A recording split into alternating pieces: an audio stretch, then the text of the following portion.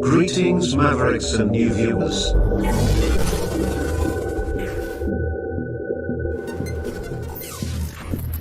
Tonight, direct and live from the Maverick News Network World Studios. This is Maverick News with Rick Walker.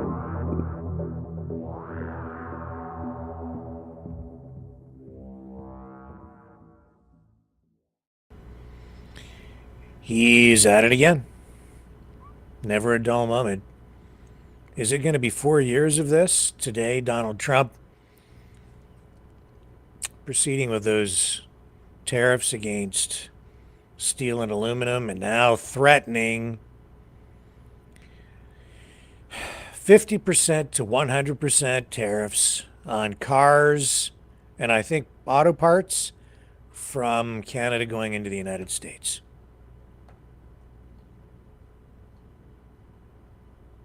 And stuff. It's just one thing after another.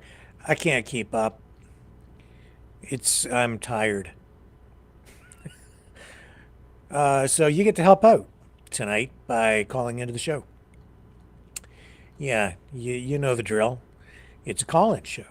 You get to share your views, exercise your right to free speech, and I'll try to keep up because I'm a little road weary as we continue our political journey together, trying to keep track of and cover Donald J. Trump. Make no mistake, folks. He's at war with us. You know, someone very profoundly once said many years ago that if fascism ever comes to America, it'll come in the name of liberalism.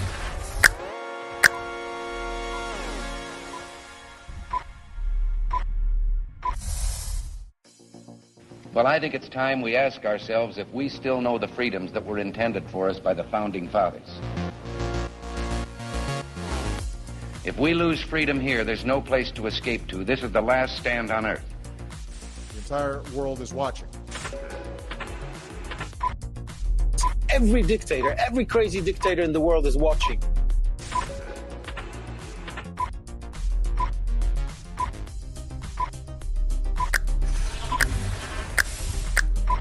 The world is watching.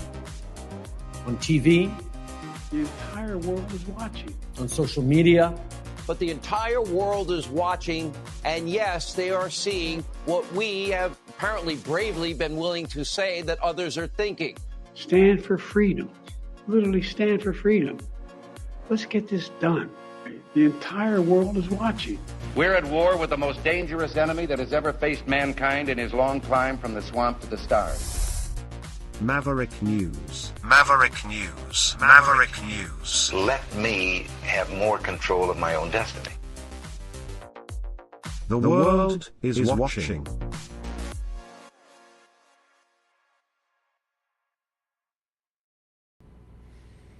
Okay, let's get right to it. Trump says that Canada has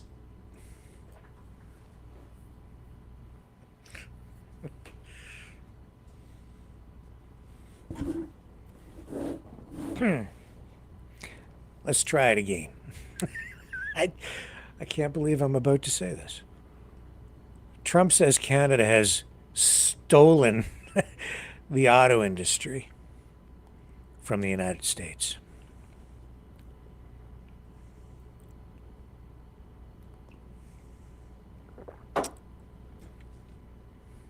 Grand theft auto industry.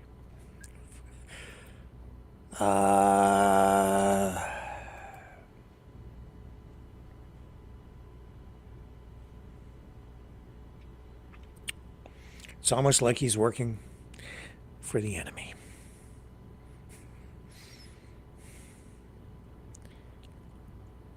Here it is. Here's the clip.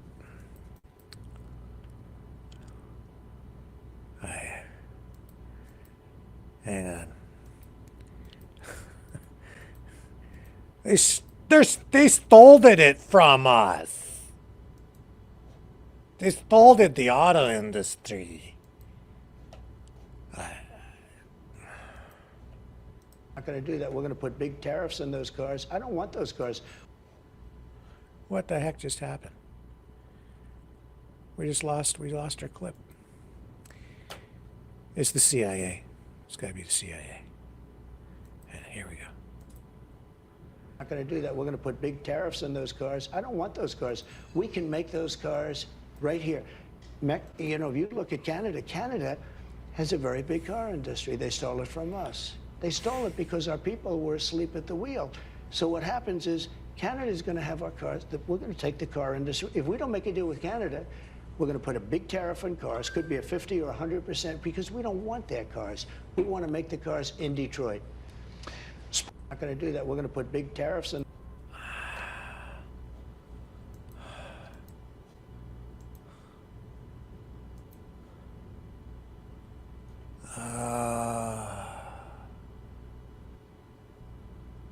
Always the victim. Poor Donald. Yeah, everybody's ripping him off. Ripping off America. Yeah. Sorry, man, I'm out.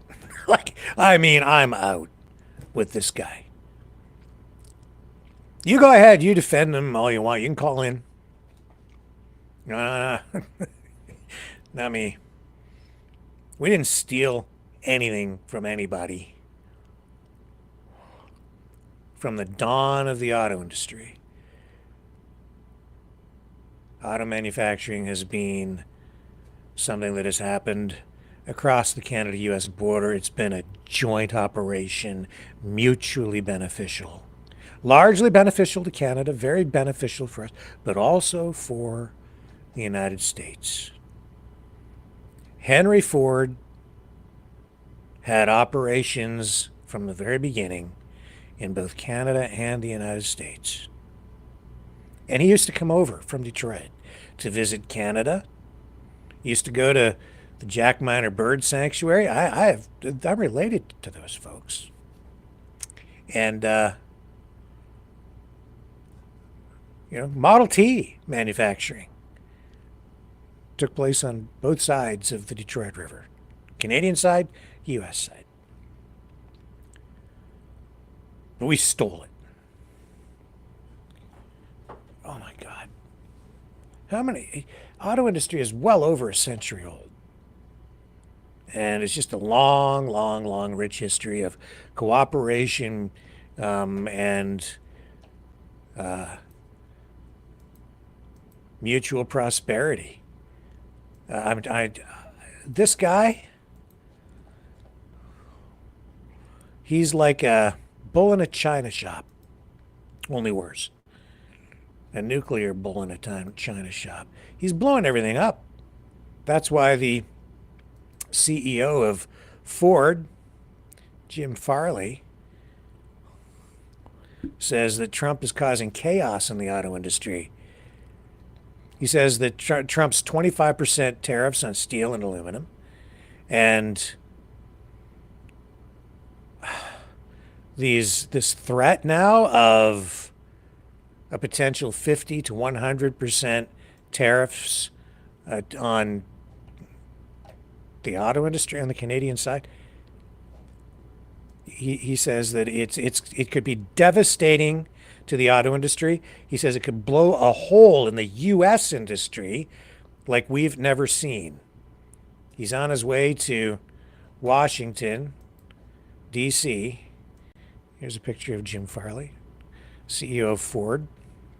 He's on his way to the Capitol to try to convince Trump and his team to rethink this.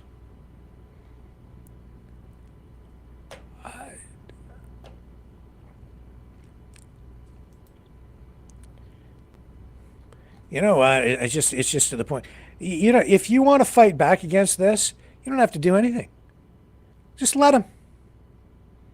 Just let him do it. He'll cripple the U.S. economy while he cripples everyone else's at the same time. Americans are going to pay. You think he's telling people that this will enrich the United States and you won't even need to pay income tax. What a joke. What a freaking joke. That's okay. And people are, you know what? It's like people are afraid of him. They're afraid to criticize him. There's a mob mentality out there. I feel it. If you say anything against Donald Trump, you're going to be attacked. Even it doesn't matter what stupid thing he does, he gets defended. He's playing 7D chess. Just you're not allowed to criticize this guy.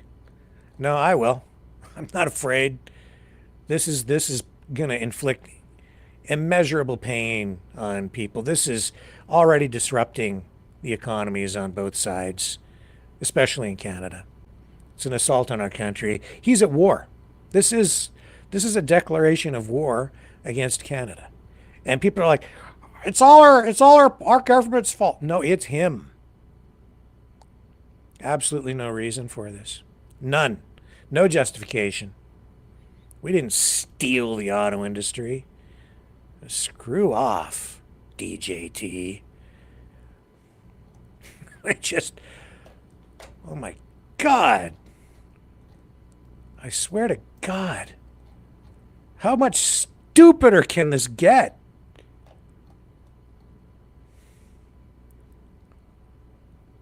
Yeah, I'm going to put the number up on the screen. Go ahead. Yeah, people are... I'm not even looking in the chat. I really, Here it is.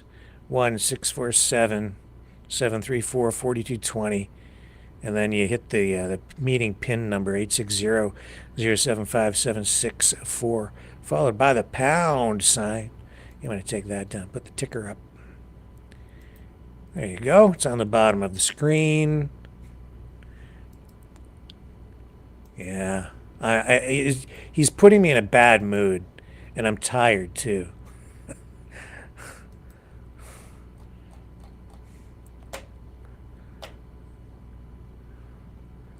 Why? Why? So stupid. Yeah, that's my in-depth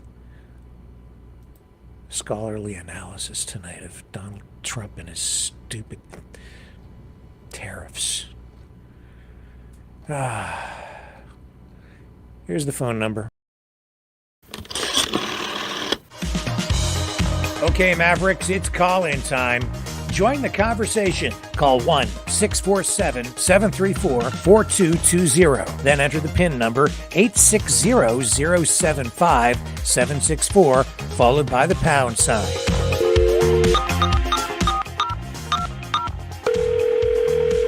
Exercise your right to free speech. Call 1-647-734-4220. Then enter the PIN number 860-075-764, followed by the pound sign.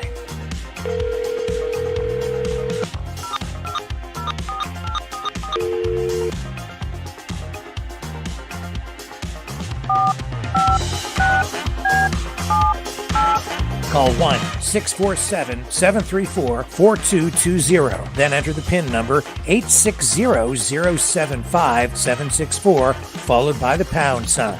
Maverick News. Call now. The world is watching and listening to you. Okay. Yeah. Also, when you tell the actual truth, you don't get as much support. Because people want you to just be on their particular team and tell them what they want to hear. So as a result, we are, in need of support. So I'll beg, because we're behind. If you are in a position to help us keep this program on the air, if you can handle the truth, you can donate at freedomreporters.com. Right there on the bottom of the screen, freedomreporters.com. Please like, share, subscribe, hit the thumbs up. Also, you know, I should mention that we have, I, I think we've got this other YouTube channel finally firing for a live stream tonight. I believe it's working. Yes, it is. Excellent. Okay, I'm gonna put the link up in the chat. Okay. This is our alternative YouTube channel. And if you would please consider subscribing to that channel, it would be incredibly helpful. A bunch of reasons why. One of the main reasons is YouTube has been systematically dismantling our main channel. You may not have noticed, but they are trimming off subscribers every day. It's not people just organically leaving. It is them playing games. Okay, there's the link to our alternative YouTube channel. I'd like to try to build that one up as insurance against this other channel because, well, Donald Trump says that he's fixing censorship. It's not true because we're still under pressure, and YouTube, Google, they've never really liked us. They can't figure me out. Very few people can. And SW wants to know if I'm going to cover the Vince Neil plane crash. I can update that, I guess, tonight. We can do that. Trumpinator wants to know, why doesn't YouTube like me? I don't know. Maybe because they don't understand sometimes what we do here, what I do, and or I don't know. I don't know, man. Ask them. Ask them.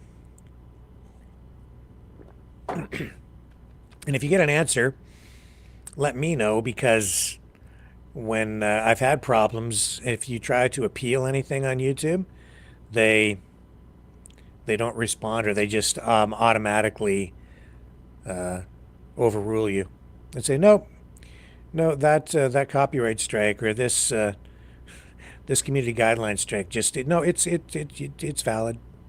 You lose. Yeah. So they've really hit us over the past few years. And anyway, well, I don't want to sit here and complain like Donald Trump, who is a great big whiny crybaby, always complaining about everything because everybody picking on him all the time. Canada stole it, the auto industry. What's stupid? It's just the stupid thing to say. Go ahead, call me. You take the opposite position if you want to. I don't care. Gang up on me. This is an assault on my country, and is really stupid. And there's no need. And he's actually doing damage to his own country. And people are going to blow up. Heads are going to blow up just because I put this guy on the screen. But right now, I would take this guy over Donald Trump. I would take Bozo the frickin' clown over Donald Trump and the way that he's been behaving. I mean, I'm serious. What a loser that guy is. Tariffs on Canadian steel and aluminum would be entirely unjustified. We are the U.S.'s closest ally. Our economies are integrated. Canadian steel and aluminum is used in a number of key American industries, whether it's defense, shipbuilding, manufacturing, energy, automotive. Together we make North America more competitive. We will be working with the American administration over the coming weeks to highlight the negative impacts on Americans and Canadians of these unacceptable tariffs. But we'll also be working with our international partners and friends. And if it comes to that, our response, of course, will be firm and clear. We will stand up for Canadian workers. We will stand up for Canadian industries. And more Canadians will stand up for each other. This is a moment of pride. This is a moment of pulling together. This is a moment for Canada to be solid in our identity, in our sovereignty, and in our presence for our friends and neighbors.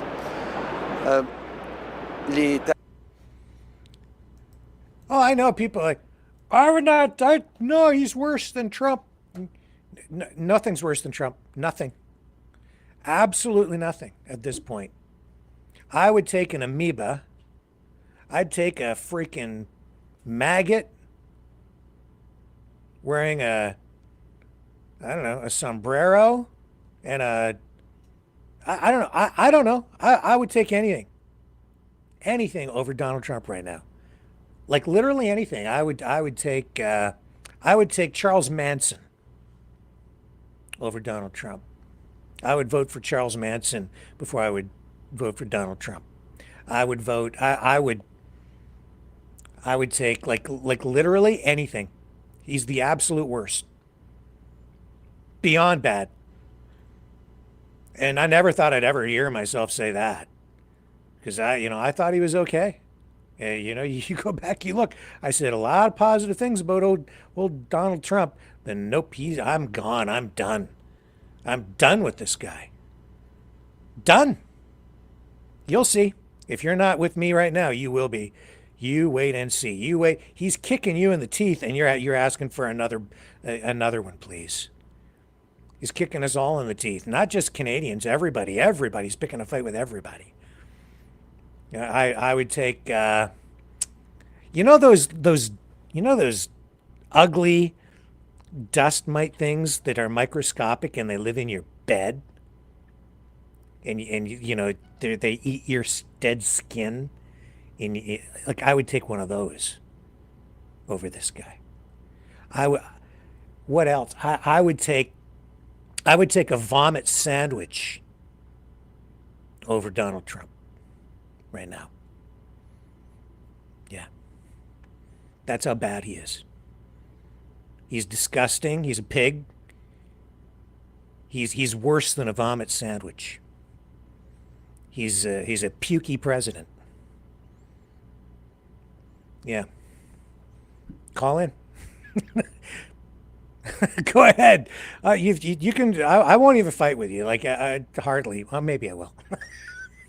This is so bad. How much worse can it? It's going to get worse. It's going to get a lot worse. We have 4 years of this ahead of us.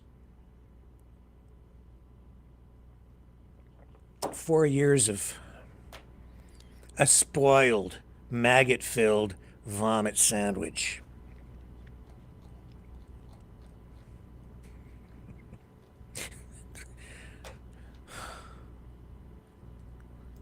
I mean, look at what he said today. What did he say today about Gaza? It got worse. I mean, this is not going to bring peace. Now he's not even going to buy Gaza. He's just going to take it. He's just going to take Gaza. Yeah.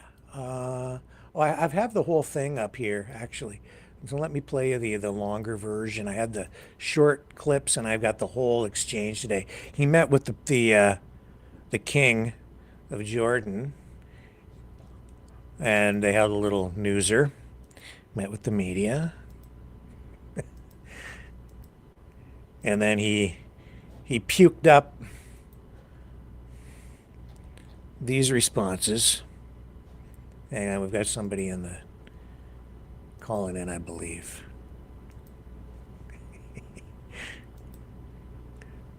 Hang on, let me get him up on the call. Here we go. We'll get to the clip of the king of Jordan and Trump in a moment, but let me bring up our caller here. Maybe someone's got something to say. This is the good old Dragon. Oh, Dragon from Montreal. How are you tonight? I'm warring. This Trump, man. I'm going to heat him up. Oh, my God, Dragon. He's destroying the economy. He's going to destroy the economy. He's going to destroy the economy. Here, let's play this clip. I'm going to put it up over here. This is Trump, and I'm gonna work my way through this. So hang on a sec here. I'll bring it up over here with Dragon on the screen. I hate it when I have to do it this way, but we'll get her done. Hang on. Here it is. There it is. Okay. Are we ready? This gets confusing. Okay, here we go.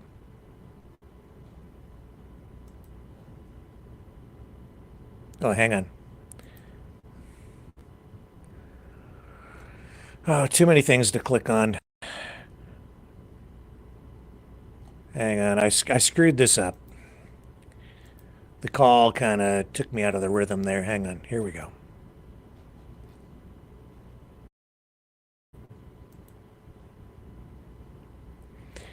My apologies.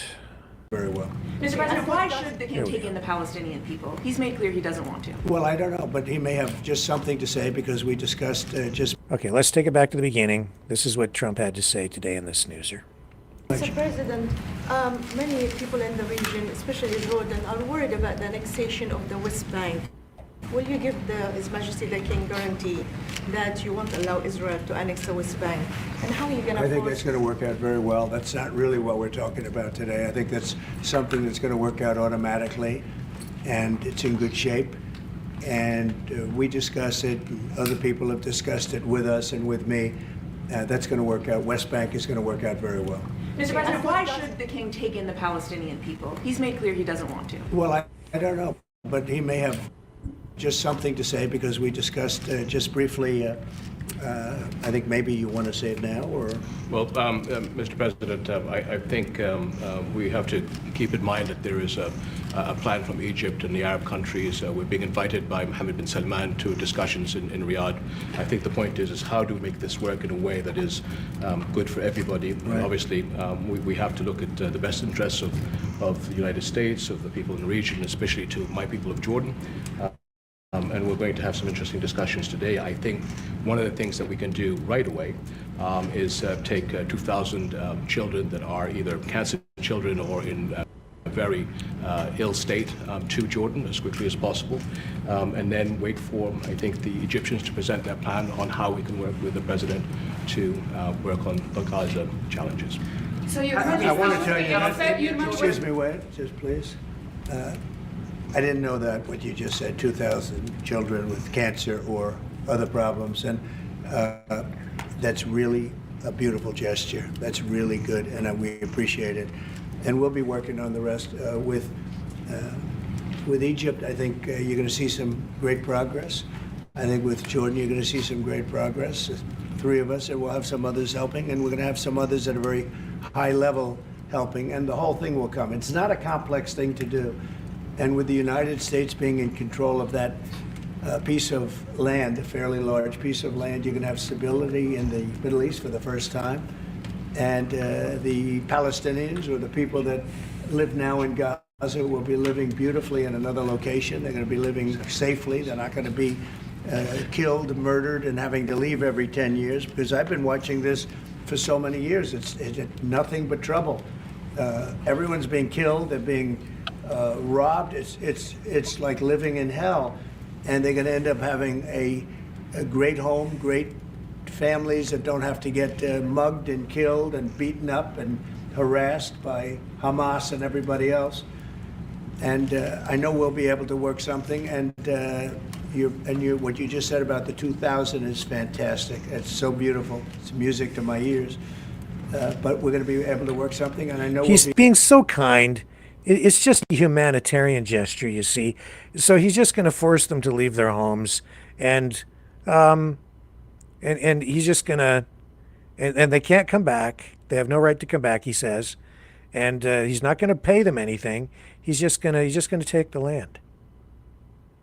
They're just going to own it. Just going to own it, he says, and you know, I'm not going to say it, but it's basically cultural cleansing, but it's going to be tremendous. It's going to be good, I tell you.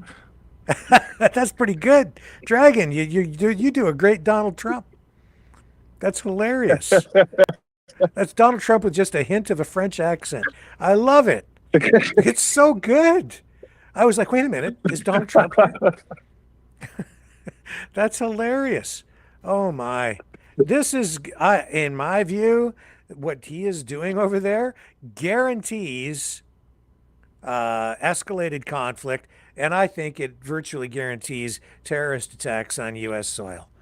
Thank you very much, Donald J. Trump. Oh my God, this is terrible.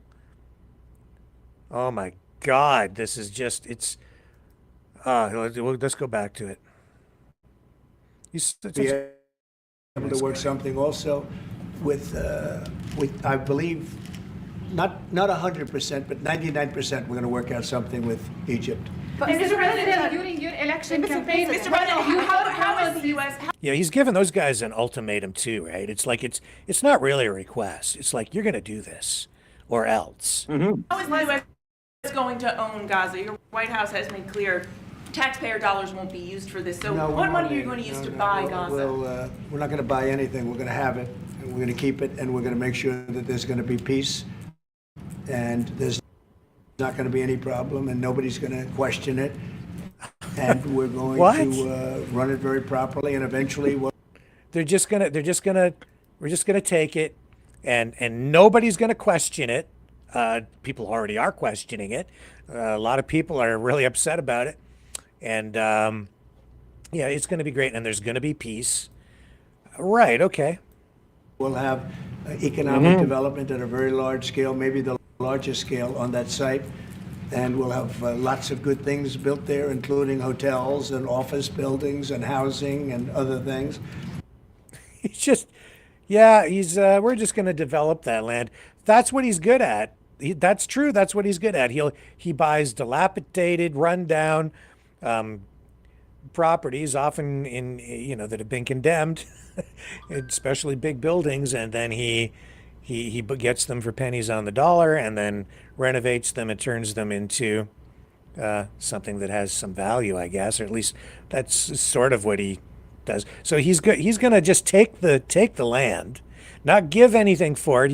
He's just going to own it. The United States will just own it, and then he's going to get all his other developer buddies, real estate buddies from various places around the world, rich people, to come in there and just build hotels and turn the place into a resort. Yep. And we'll make that site into what it should be. And the people from Gaza who wouldn't be able to be there for years, because you're talking about just to get it and prepare it and to take care of all of the problems that currently it has, as you know, tunnels, and people are in those tunnels, and you have some good people and some bad people, and you may have hostages right now. You have the hostages possibly there. They don't know where they are. And I have a Saturday deadline, and I don't think they're going to make the deadline personally. I think they want to play tough guy, but we'll see how tough they are. Maybe they're upset because you've decided to just take Gaza.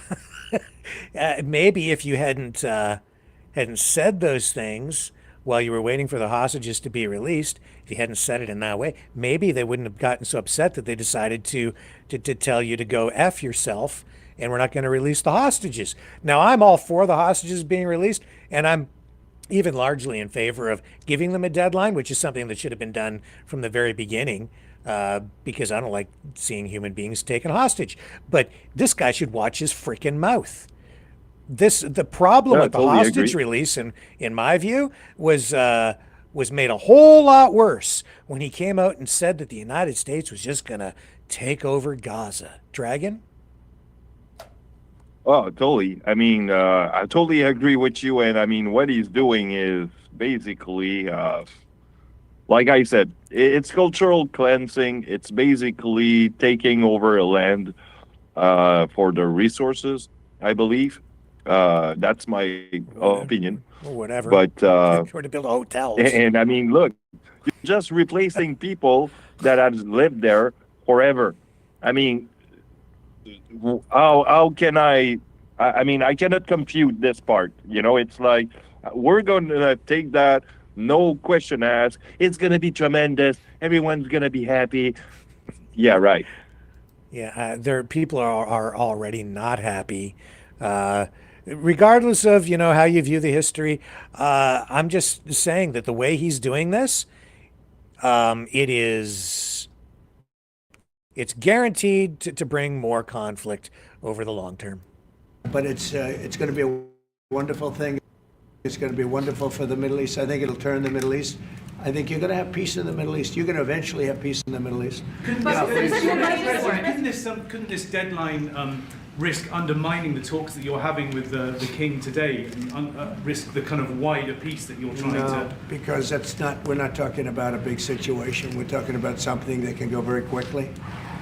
We're talking about it's going to go quickly. It's not going to take a long time. Okay, that's not going to take a long time. You know bullies. You know what a bully is, right? You know the bully. I've always, and I found it throughout my life. A bully is the weakest person, and they're bullies. Right. Hamas is bullies. The weakest people are bullies. You know that, right? All right, go ahead. Mr. President, you were saying that Palestinians will live somewhere else safe. Where exactly do you want them to live? Well, it's not where I want them to live. It's going to be where we ultimately choose as a group. And I believe we'll have a parcel of land in Jordan. I believe we'll have a parcel of land in Egypt. We may have someplace else. But I think when we finish our talks, we'll have a place where they're going to live very happily and very safely. And, don't forget, they only want to be on the Gaza Strip because they don't know anything else. They've never had an alternative. And they don't want to be on the Gaza Strip, but they have no choice. They have to be. And they're being killed there at levels that nobody's ever seen. No place in the world is as dangerous as the Gaza Strip. They don't want to be there. They have no alternative. When they have an alternative, not one person will want to stay where they are. Nobody wants to stay there. They're living in hell. It's a death trap. Mr. President, how do you know that the Palestinians don't want to leave their land? Some people say this is ethnic cleansing. You won't be able to force them to leave their land. We're moving them to a beautiful location where they have new homes, where they can live safely, where they'll have doctors and medical and all of those things. And I think it's going to be great. Yeah, any questions? King Abdullah, what do you think? Go ahead, Dragon. Did you see how he just turned back that reporter when she asked about how do you think it is to be cultural cleansing? He goes like, no, everyone's going to be happy, blah, blah. And he goes like, real quick, like, other question. It's like, yeah, you know what's going on, bro. And you're just, no, not even, yeah. This guy's not paying attention at all. He's just listening to what he wants. It's just, oh man. I mean, Trump is going to put us in a very, very, very bad position. And if we become part of the U.S. like he really wants to, and we're one of the 55th state, whatever, I mean, dude, we're going to be like one of the first target when shit gonna hit the fan.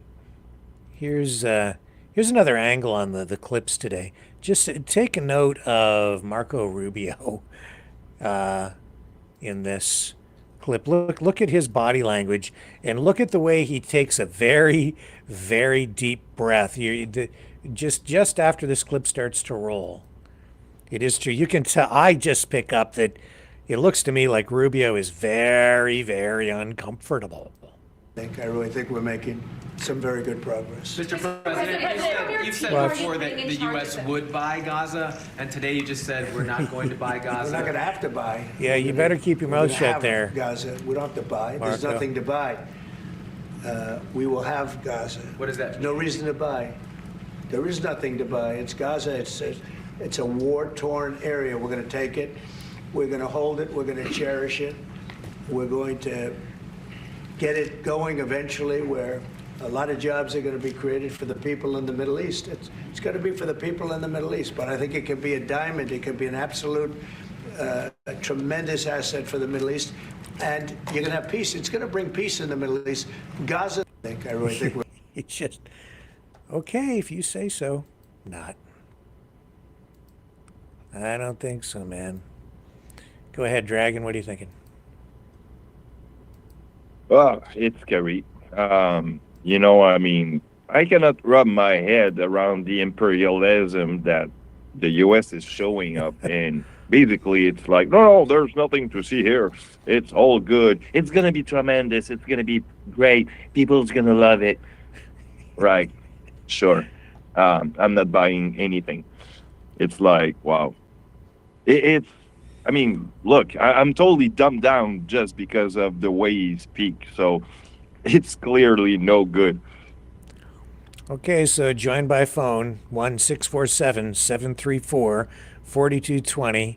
Hit the PIN number, the meeting PIN number, 860-075-764, followed by the pound sign when prompted. Join your call in, and you can join the conversation. Let's take another quick break here. We'll come back and continue with our coverage of this worldwide train wreck. Okay, Mavericks, it's call-in time. Join the conversation. Call 1-647-734-4220. Then enter the PIN number 860-075-764, followed by the pound sign.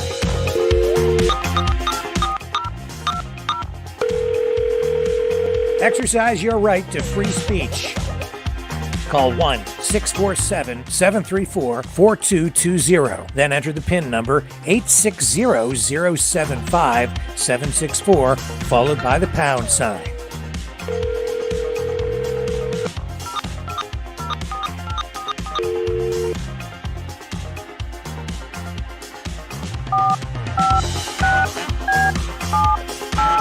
Call 1-647-734-4220. Then enter the PIN number 860-075-764, followed by the pound sign. Maverick News. Call now. The world is watching and listening to you. Okay, we're back, and John is on the line. Where are you calling from, John? Toronto. Toronto. Go ahead. The floor is yours. Get the snowshoes on. We're gonna get whacked tonight, tomorrow. Don't worry about Trump. He's drunk on power right now. No kidding. What gives you that impression? The whole world's against him, so don't worry about it. I'm not worried about it. I'm petrified, John. I think it's comical. It is. It is actually funny. You're right about that. Everyone's against him. People are joining the BRICS, Russian, BRICS, China, BRICS. Yeah. Because they don't want to get tariffed. They say tariff me also. I know this is. It's like, I mean, you were always saying, oh, the U.S. economy is doomed, and I'm like, oh, it's not as bad as yours. Now it's that bad. He's doing it. He's killing the economy. I was watching Hamas today. They're dancing and they're telling Trump, bring it on, bring it on. I don't know if you've seen that one. I didn't see it, but oh my God. You didn't see it? No, I didn't see that, John. Oh, there's like 20 of them. They're all dancing with their blindfolds and whatever they wear. Oh my God. Green outfits. Who else is on the line with us here tonight? Somebody else is just calling in, and another person who just joined? Hey, Ricky, this is Raphael. Raphael, and hang on a second, sir. We have somebody else coming in to join us tonight, too. Who else is on the line? Go ahead.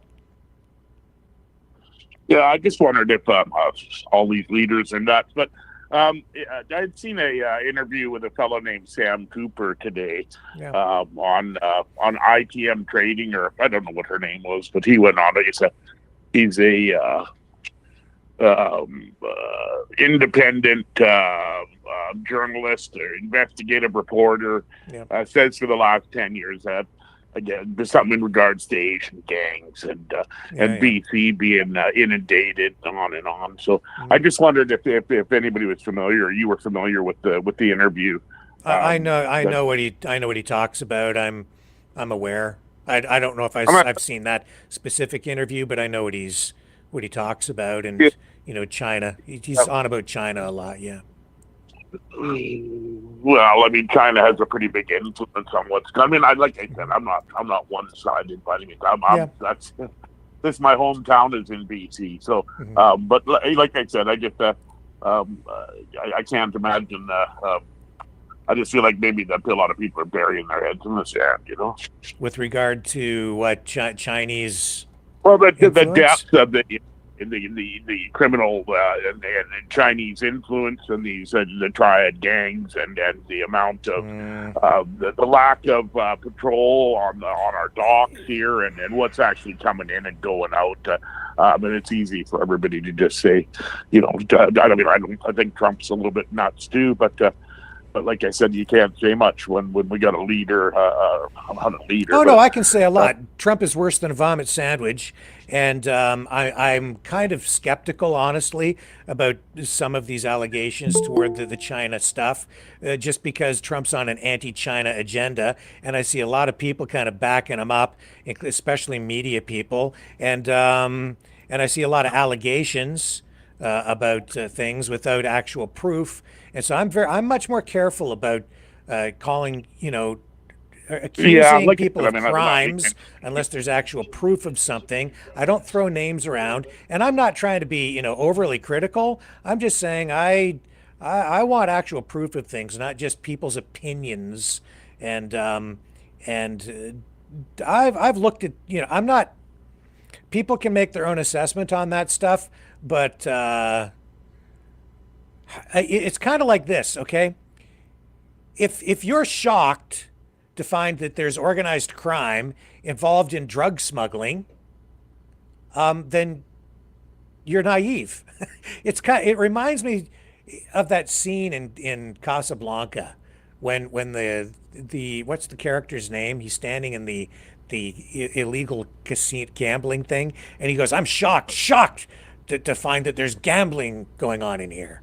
Of course, he knows he was part of it, but yeah. Like I said, I mean, it's just like I said, I mean, in all interviews are put together in a certain fashion so that they are they lean one way or the other. I mean, I was just a bit curious to know if you had seen the greatest there. They had a fellow Mark Mahoney or something. He's out of the States, and I don't know, just like I said, there's always three sides to every story.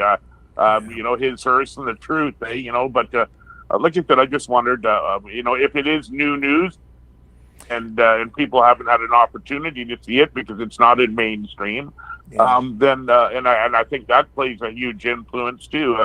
The fact that most of the media is funded by the government and it's sort of lopsided. But like I said, I mean, I don't sway one way or the other. I wish we could go the simple way. I think we've all been drugged through the mud, and the last thing we needed was this after the leaders that we've had. Because I'm not a fan of our liberal government, that's for sure. No, me either.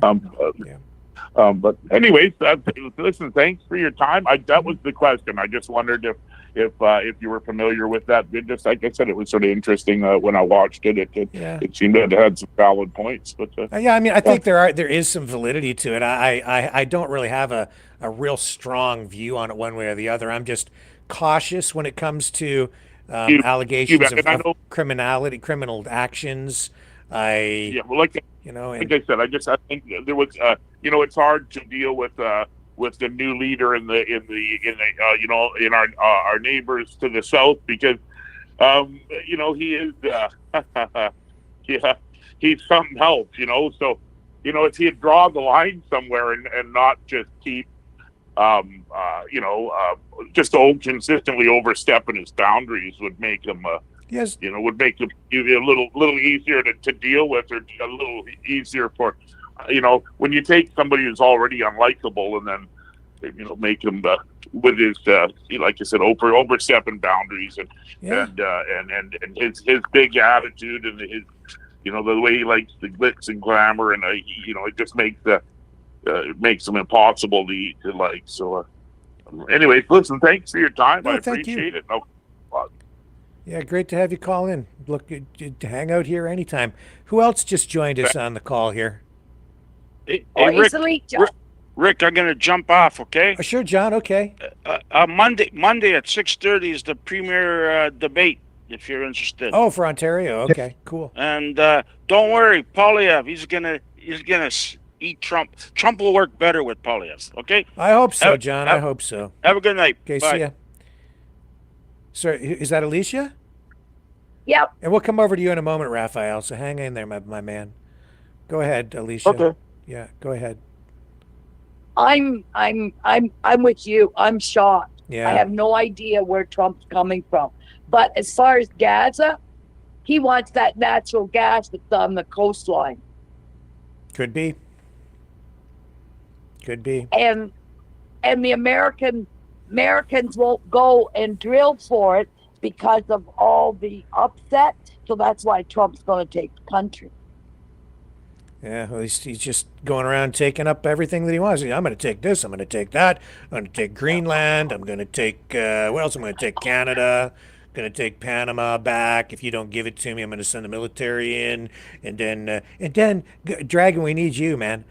Tell us how he's not going to send troops, boots on the ground into Gaza, but the United States is going to take it anyway. But at the same time, well, you go ahead and say that, and give us your Trump impression again. Well, I think I'm just going to send some missile or something, and we'll see. They'll probably like that.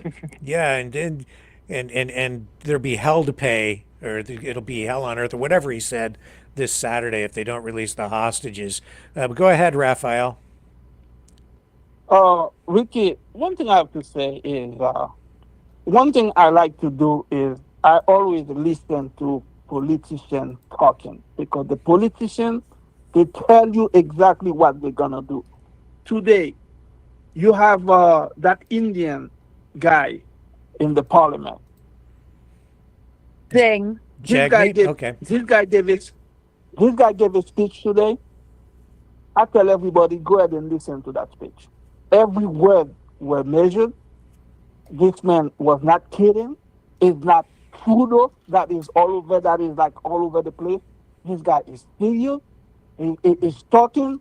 Is a statement. And I want people, Canadian people, you should listen to that speech today. He's talking to Trump and he's not joking around. And the words are serious words. The Middle East, people should check what's happening with that Gaza thing. That means politicians, they don't make noise when they're gonna do serious things.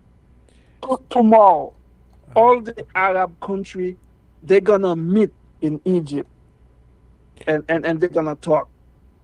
Nobody is playing around. Today, the king of Jordan, he told Trump in his face, we're not doing this. And Ben Salah, the Saudi prince, he told Trump, we're not doing this. President Xi gave a speech himself to tell Trump it's not happening. Putin told him it's not happening. And Putin went one another way. He delivered two of his latest airplanes. He gave them to Iran, and Iran came and fly them around Israel. So those people are serious. I mean, I want people to understand the world, they take this man. When Trudeau had a meeting with all his businessmen, when a prime minister met all his businessmen and told them, this man is not playing. You need to take him seriously. Mm-hmm. I am telling you, Canada is a very rich country. This is a G7 country. They're not going to let a lowlife, they're not going to let a 35-time convicted, somebody that could not come across the Canadian border if he was not president. Trump could not travel to Canada if he was the president, because they don't accept people who are convicted to come. So I'm telling you, everybody in the world, they take that thing seriously. I live in America. I'm an American. I serve in the military, but also I am a man of earth. I respect people. I don't like stupidity. Trump is stupidity, and I want everybody to know the rest of the world, they are working right now to find a way to counteract and stop that madman. I'm telling you. Yeah. I hate, it pains me to be sitting here saying these things tonight. I never thought I'd be sitting here talking like this, but this is like so destructive. Who else just joined us on the line? Yeah, it's me, John. Oh, hey, yeah. I wanted to say that I called in the other day. I was talking about Trudeau and his lies about the Catholic Church in Canada, about the resident schools, and that how all those churches of Catholic churches in Canada are being attacked since then, being burnt to the ground. There's hundreds, if not thousands, of them, and it's going unreported. Not thousands, but okay. I'd say it's thousands. I've been seeing that story for a long time now. It's going unreported and it's being ignored. Anyway, what I didn't know when I called in the other day is just this past Sunday in Winnipeg, I'm reading off of X. There's a very good channel called Catholic Arena, and he says a priest narrowly escaped being martyred during Mass in Winnipeg, Canada, this past Sunday after being chased with a knife by a thug. And there's video of it. He's right there. He goes after the priest with a knife. And luckily the priest runs away, and I guess a ricochet or something. They got him right away. But this is a result of Trudeau and the corrupt oligarchs in Canada lying about the Catholic Church. They claim that the Catholic Church killed hundreds of kids, committed all these abuses. It was a lie. There was no truth to it. And this is the result. And we've already been down that path, and if you want to, just if people want to just pursue their own agenda, then go get your own YouTube channel. All right, I've given the floor to this person. We've already had this conversation, and we're talking about other stuff tonight. So I don't even remember who's still on the line. Dragon, and is it still Raphael or Alicia? Alicia. I'm going to throw it back over to you. I'm sorry, John. You're welcome to call in, but first of all, I'm going to call you out if you're not accurate on things, and I'm aware of it because I want to try to get people as close to the truth as possible. That means being accurate, providing as much proper context and perspective as possible. It also means not, focusing overly on a particular issue over time, and just not letting people take control of the channel to spew with their own personal agendas. So back over to you, Alicia. Any thoughts? You don't have to talk about that. You can talk about something else. Yeah, I'm still trying to figure out Trump. I have no idea what's going through his head. Like he's totally flipped. Mm-hmm. Yeah, he's out of control. Because he has control. He's going to fire pretty well all the FBI because apparently they're down in someplace today. They got a tip from FBI that ICE was going to be in town. And so they're really investigating the FBI now. Yeah. Is there that so much corruption that Trump is just, I don't know. I think he's working too hard. I think he better step back or he's going to have a nervous breakdown. He's going to give me a nervous breakdown just with everything he's doing, because he's destroying everything, man. Here's this is from the White House today. Here's Elon Musk, and he brought little X with him to the White House. I guess it was bring your kid to work day today, like it is every day or whatever. And so there's Elon with his baseball cap and his jacket, and I don't know what's on his T-shirt, but let's listen to this.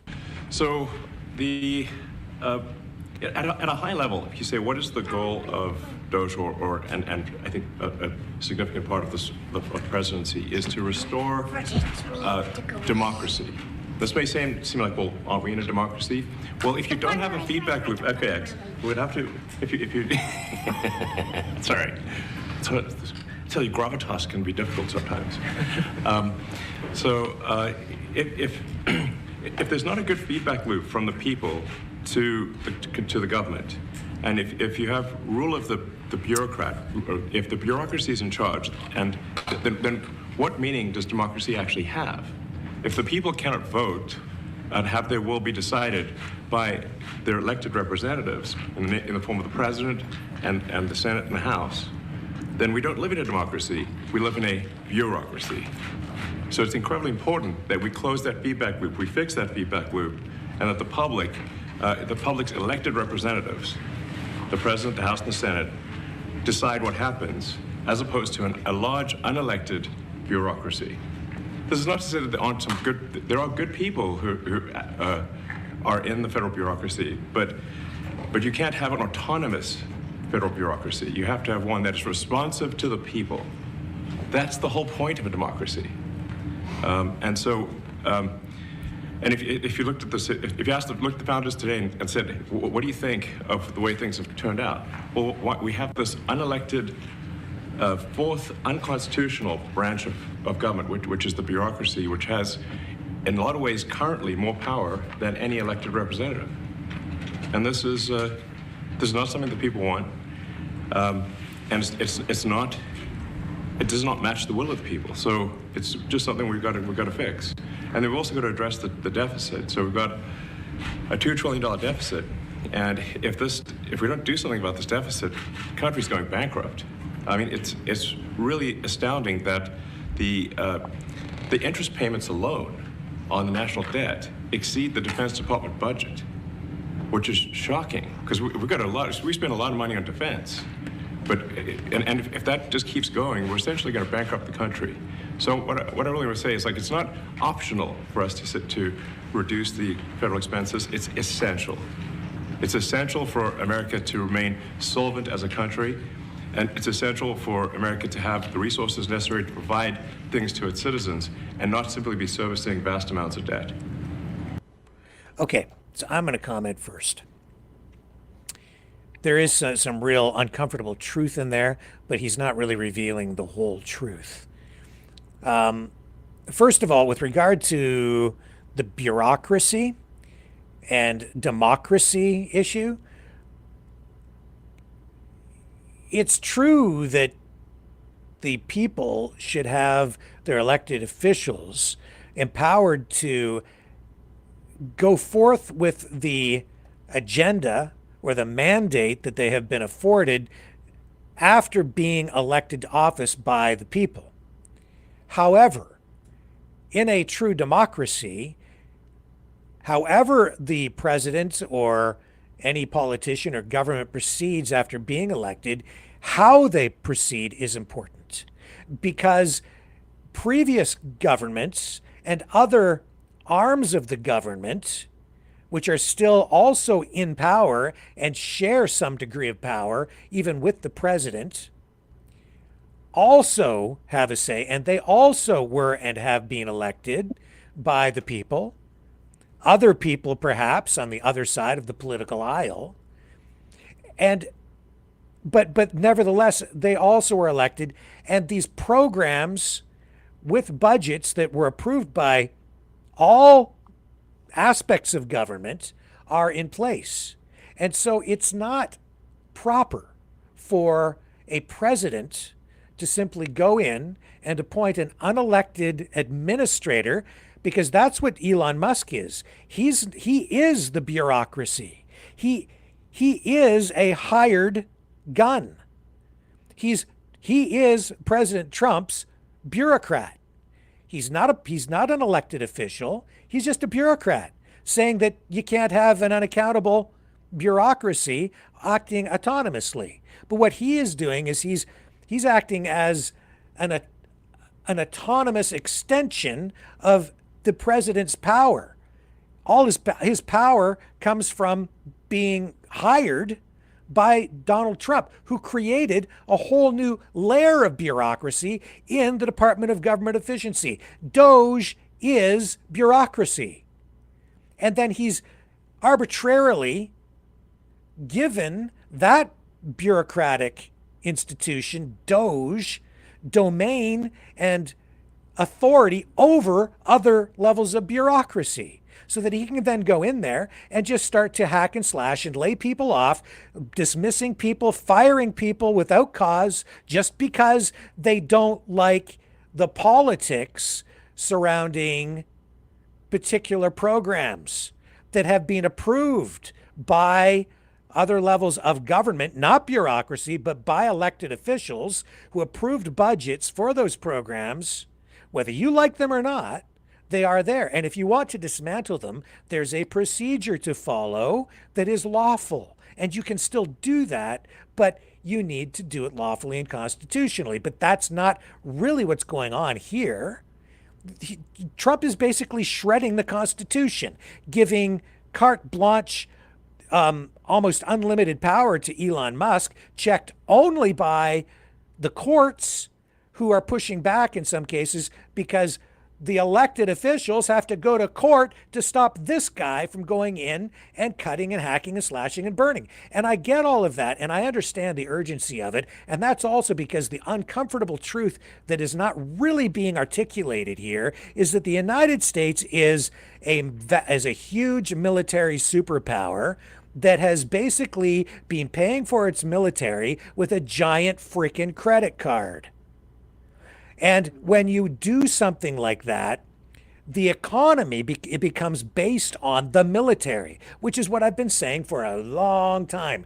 Yes, they have the world reserve currency, which is tied or pegged to the value of oil as a commodity, and the value of the dollar depends on the value of oil, and it also means that by having Saudi Arabia require the purchase of oil in US dollars, it creates demand for the dollar to keep the value of the dollar propped up. And so there is historical precedent to look at with regard to economies that are based on the military, because the military is actually what underpins the value of the American dollar, because in exchange for that requirement from Saudi Arabia to have other countries buy oil with US dollars, the US has been providing military security for Saudi Arabia and also for other countries in the Middle East. And then beyond that, the US has also been providing since World War II, because it was the sole nuclear power initially, and then the one of only two for a long time, nuclear power and powers in the world, and to prevent the proliferation of nuclear weapons around the globe, the United States basically became the world's policeman, going to protecting everybody. It was their job. And that's worked out, sort of okay, except when they've abused power. But the point is that it's the requirement of other countries to buy NATO integrated weaponry from the United States. It's the military-industrial complex. It's because the economy is dependent on the military spending in the United States, even more than oil, even more than the auto industry and all of these things, which over time the U.S. government allowed to be outsourced, offshored, allowed their corporations to send production to other countries where labor rates were lower, because it wasn't the manufacturing base anymore in the United States that really has been propping up the U.S. economy. It's the military spending. A single F-35 jet is like over $100 million. So if you can sell a bunch of those around the world, that you're making money hand over fist, but it's very concentrated kind of wealth that's generated. You have a whole different economic dynamic in place. And you can go back and look at Germany under the Nazis before World War II, and that's how they built up their economy, which a lot of people don't fully understand. It's that military spending results in economic expansion. It is actually good for the economy because it creates a lot of jobs. But the German government, they did that with something called MIFO bills. That's how they financed it. It was like a financing scheme that they basically came up with in order to come up with the capital in order to build the weaponry so that they became this, at the time, the equivalent of a superpower. But when you have all that weaponry, at some point, you have to pay for the debt because the laws of economics come into play. And so how do you end up having to do that? Well, that means more military expansion, ultimately, or you have to increase your productive capacity in other ways. But when you're have an economy that depends on the sale of F-35 jets at $100 million a pop, you don't sell a lot of those. You have to keep it going. That's why sometimes, yes, there are wars, I think, that are fought on a profit motive.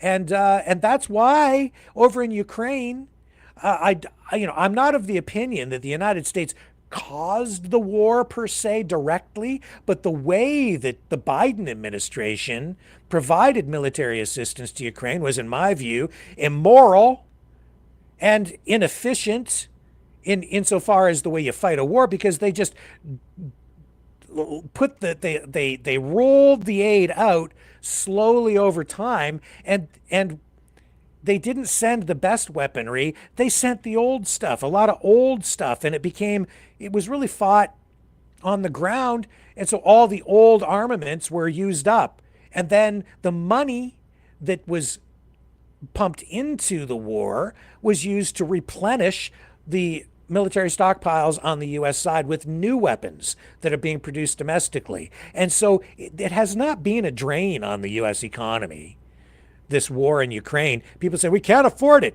Oh, yes, you can, because it's creating jobs at home. There's a level of debt, though, that Ukraine is incurring because of this, but it's allowing the United States, has allowed the United States to prop up its economy under Biden, to deplete and get rid of old weapons, old tanks, old Jeeps, old trucks, old everything, and then replace it with new weapons produced domestically in the United States, and put the debt over on the Ukrainian people, which is why now you have Trump going over there saying, hey, you know what? We'll continue to defend you, but we want all your resources. It turns into something of a protection racket in a way, and it's immoral. So then you have all these propagandists out there accusing Zelensky of stealing the money and saying that his wife buys casinos in Cyprus, which is a freaking lie, because you've got people domestically over here who are milking the system is what's really going on. And who it is, I don't really know, but they're all in on it. And the people of Ukraine are suffering and dying and really paying the ultimate price because they're paying in blood. And they're just trying to defend their homes against the other side, which also wants their resources and is really guilty of the same sins, because the whole thing started over there, really over a competition, I would say, over which group of countries. Was it going to be the EU or Russia? And it was all about the economics and Russian oligarchs who wanted to maintain control of their investments, the land and the resources and the industries that they had basically scooped up for pennies on the dollar after the collapse of the Soviet Union in Ukraine, and they wanted to hold on to their assets over there, and instead of having everything become more integrated into the EU. And the United States, taking advantage of the situation when Putin made the huge mistake of actually invading, They didn't go in hard and really defend and put a quick end to this thing. They let the poor Ukrainians sacrifice the most by sacrificing a whole generation of young men on the front lines to the tune of over 500,000. And the Russians did the same, have done the same thing, sacrificing even more. And probably somewhere between 800,000 and 1 million young people dead. And it's still going on. And it's disgusting. It's absolutely disgusting. What's really gross is to see this guy in the White House now basically threatening that he's going to cut off the aid now after the United States made a promise to defend Ukraine and then allowed them to go into battle and defend their sovereignty, thinking that the United States would back them up. And now this guy comes along, you have a change of the guard in the White House, and he's like, I don't know, maybe we will, maybe we won't, but hey, you know what, Zelensky, if you give us these resources over here, give us all these rare earth minerals, then we'll protect you. And that's the most gross, disgusting, vile thing. It's worse than a vomit sandwich because it's kind of like they're both Putin and Trump are beating the shit out of Ukrainians. And I don't know which is worse, because you have one guy coming in on the Russian side saying, we're just going to take it back. We're going to dominate here. We're going to seize all this. We're not going to give you anything. And if you don't give it to us, we're going to kill you. And that's what's been going on. And then on the other side, you've got this guy coming along saying, well, we'll protect you, but, well, that guy's going to take your wallet. But hey, we'll make him stop if you give us your wallet. It's just like if you're walking down the street and you see some guy getting it's worse. See a lady on the street and she's getting mugged and beaten up by some guy, and he's like, give me your purse. And you walk up and you say, hey lady, I'll make him stop beating you if you give me your purse. What's worse? That's what he did. That's what he's doing. That's not the United States I know, nor should it be. And if you're going to defend somebody, then get to work and defend them and give them the proper resources to do it. What's been going on over there has been an absolute exploitation of the people. And so I'm absolutely sympathetic with the Ukrainian people. I'm sympathetic. I stand with them against all of it because they're dying and they're losing their country. Just like here in Canada, we're under threat because Trump has gone to war with us. And you've got a lot of people who are either afraid of the mob, afraid to say anything about it. It's like you can't say anything against Trump or you're going to get attacked, even as he's preparing to take over our country. Wake the hell up. He's not joking. It's a real thing. He's going around scooping up land because basically I think he's making deals. He's making deals with everybody, including Vladimir Putin. Hey, Vladimir, you can have Ukraine. We're going to take Israel. And while we're at it, we're just going to annex Gaza too. And we're going to build a resort there. And we're going to take Canada and Greenland. And we're probably going to invade Mexico. And we're going to use this justification of Mexican drug cartels. We're going to just classify them as terrorist organizations so that under international law and any treaties that we have with Mexico, we can justify going in there with military force if we want and bomb the snot out of Mexico. And they're already trying to make these allegations that it's the Mexican government directly involved with the Mexican drug cartels, that they're complicit in it, which is to say that the Mexican government is corrupt and illegal and illegitimate, and that would allow the United States to go in there and execute some sort of a war against Mexico and overthrow that government. And then up here, you've got the same thing going on. And that's why, frankly, I don't know. I don't really mean to criticize Sam Cooper, but he's certainly throwing fuel on the fire for Trump and the Trumpsters and the people who are making excuses for this guy, who basically is laying the groundwork for an international legal justification for the invasion of our country and the overthrow of our government. And then last night, I'm showing you exactly what's been going on for a couple of years with that interview that we did, because you can see that there's actual foreign interference and influence right there within the very movement of people who are saying that they're there trying to defend Canada or save Canada. No, they're not. That core little group of people, they were there to overthrow our goddamn government, and they're still out there trying to do it. And that's because of foreign influence, either witting or unwittingly. And now you see this guy executing using economic force. Even just the verbiage that he's using is a form of warfare against us. It's economic warfare just by talking about it, because it's undermining the integrity of our economy, by undermining confidence in our economy. Nobody wants to invest in Canada right now because the very future of our country is in peril, because this guy is just talking the way that he's talking. Who's going to invest in Canada? If in the auto industry here in Canada, even for a parts plant or whatever, if they're not sure that they're even going to be able to sell into the biggest market south of the border, which has always been a market since the dawn of the auto industry.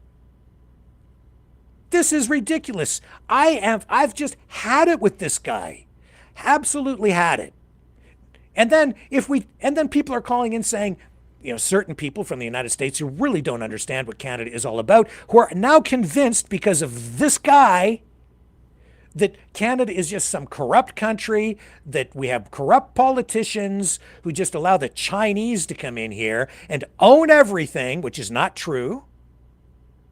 And they're complicit and participating in the drug trade because the liberal government, because he hates liberals, so it's just, and they can just be the whipping post for everything. So it's like, yeah, the government is really in on all the drug trafficking. I'm sure there's corruption, as there is in the United States and in every other country around the world. And so, yeah, these problems are present, but I wouldn't say they're any worse here than they are anyplace else. And we are not the big drug threat to the United States that Trump is making us out to be. That the border is not the problem for the United States. The border is the problem for Canada, because the drugs are flowing from the US into Canada. The guns, the weapons are flowing from the United States into Canada illegally. And all those illegal guns, those are not registered guns to law-abiding firearms owners or hunters and sport shooters in Canada. Those are illegal weapons that are coming up here to go to gangs, organized crime, criminals, and they're all coming from the U.S. That's a problem for us, that border.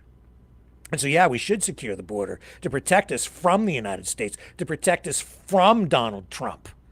Not the other way around. He's got it upside down, but he's convincing people because of his giant psyop and whatever it is that he does to convince people that he can do no wrong. You can't criticize the guy. So this is, and here's the thing too. This channel is suffering because I'm telling too much damn truth. And I'm not just a clickbait operation here. And I don't just sit here and suck up to some politician when they're acting improperly, when they're actually going to war with us, because that's what this is. And it's wrong, and I will not be silent. I will not comply, and I won't shut the hell up. Floor is yours, folks. Well, that's your job. I mean, as a journalist, your job is to point down what criminal stuff that our government does, or any other corrupt organization. So, that's your job, bro. And you're liberal, conservative, NDP, communist, blue party, red party, orange party, green party, purple party, whatever party. I don't care. You do something good, and that's fine. You do something that's destructive and harmful to people, then I'm going to call that out. I'm here to serve the public. That's what journalists do. I'm not here to suck up to politicians and pick a team and just say things that people want to hear. Like And that's what's going on online. People, most other streamers, you pick a team. I'm on team conservative or I'm on team whatever. And then you just hammer on the other politician and you make a living out of, I don't know, just doing I hate Trudeau videos or whatever, right? But we have to do something. There's no future in that ultimately in the long run. And I can't sleep with myself at night. I have to do what's right, and that's not really serving people properly. Yeah. But I mean, in all that rant that you went on, and I want just to point out so many unconstitutional things that Trump does, and that's not counting also UN and other international laws that he's basically infringing. So, yeah. And the way that they're hacking and slashing, it's not constitutional to just hire a guy and then go in there and say, all right, this program's gone, that program's gone, when they've been approved, when the budgets have been approved prior. And there's a process to go through. And it takes a little longer and it's more difficult, but that's how you preserve actual democracy. Because you have to address the will of the people. You can't just ignore what people have said prior and currently. You have to go through a process. But this government, Trump, this is not democracy. This is authoritarianism.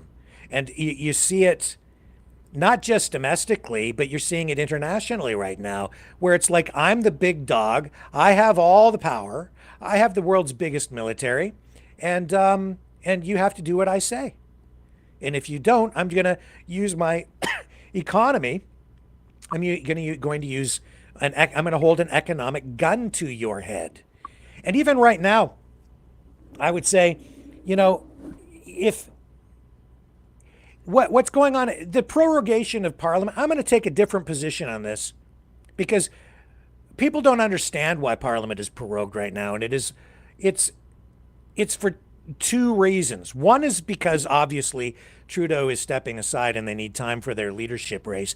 The other reason is to provide stability in government at a time when the country is actually facing an existential threat.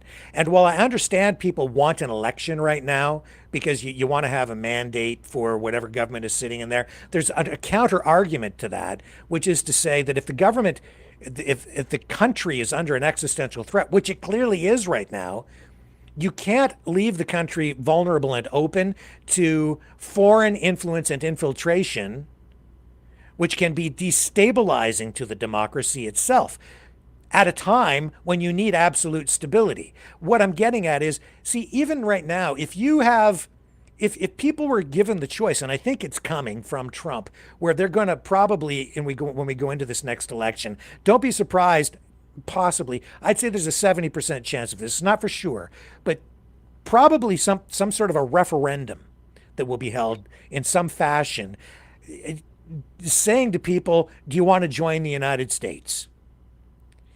But it's not fair at this point to even do that, let alone run an election, because Donald Trump has an economic gun to people's heads. And it's like signing a contract. It's not legal to sign a contract if you're under duress.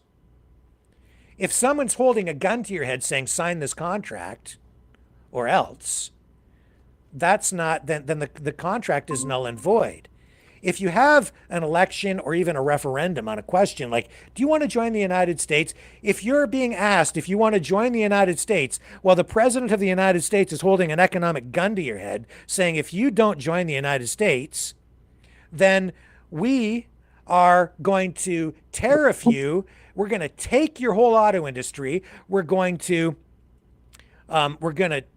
tariff your oil industry.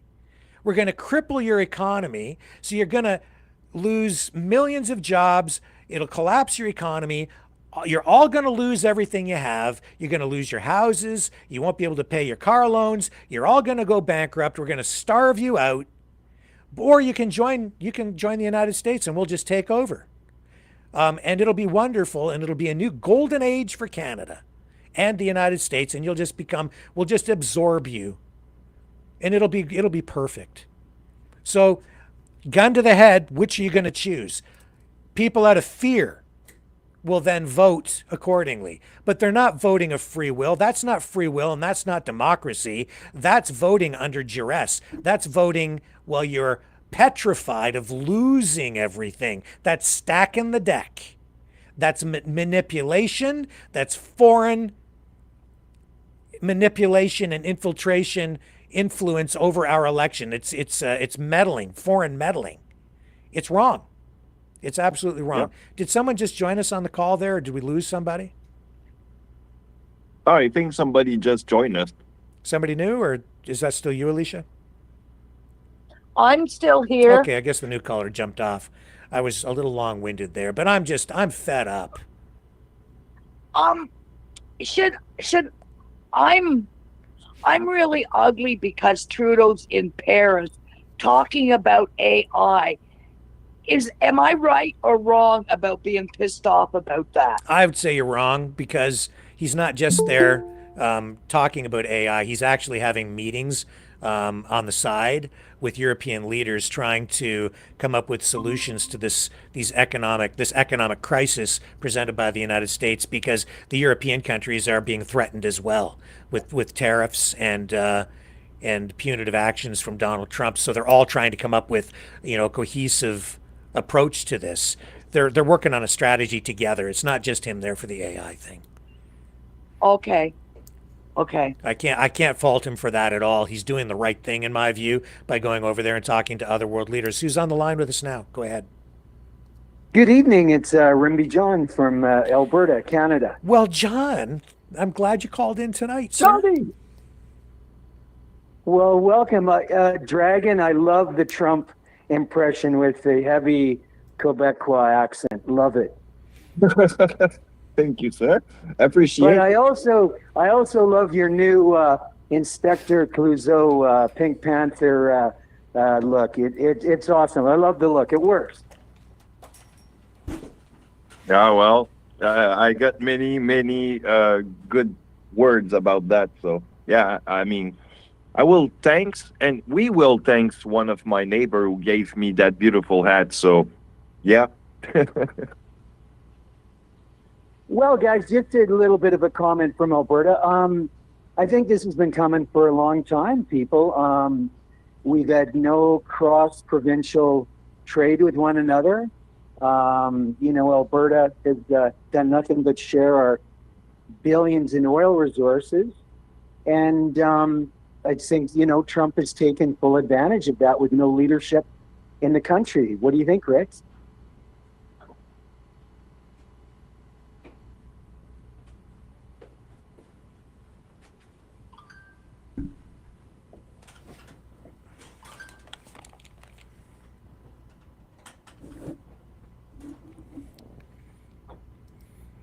Sorry, guys, are you still there? I had to step away for a second.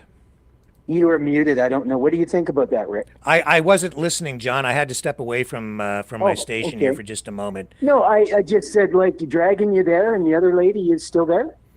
Yeah, I'm still here, John. Yeah. You're all there. So Dragon, what you call a distinct society, Dragon? It's called the sovereign province of Alberta with oil money, and we funded your distinct society in Quebec for 40 years now.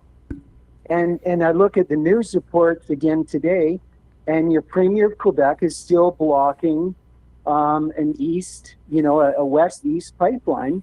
I'm just astonished. I mean, Quebec has always been, and no disrespect to anybody, it's always been Team Quebec, Team Quebec, Team Quebec.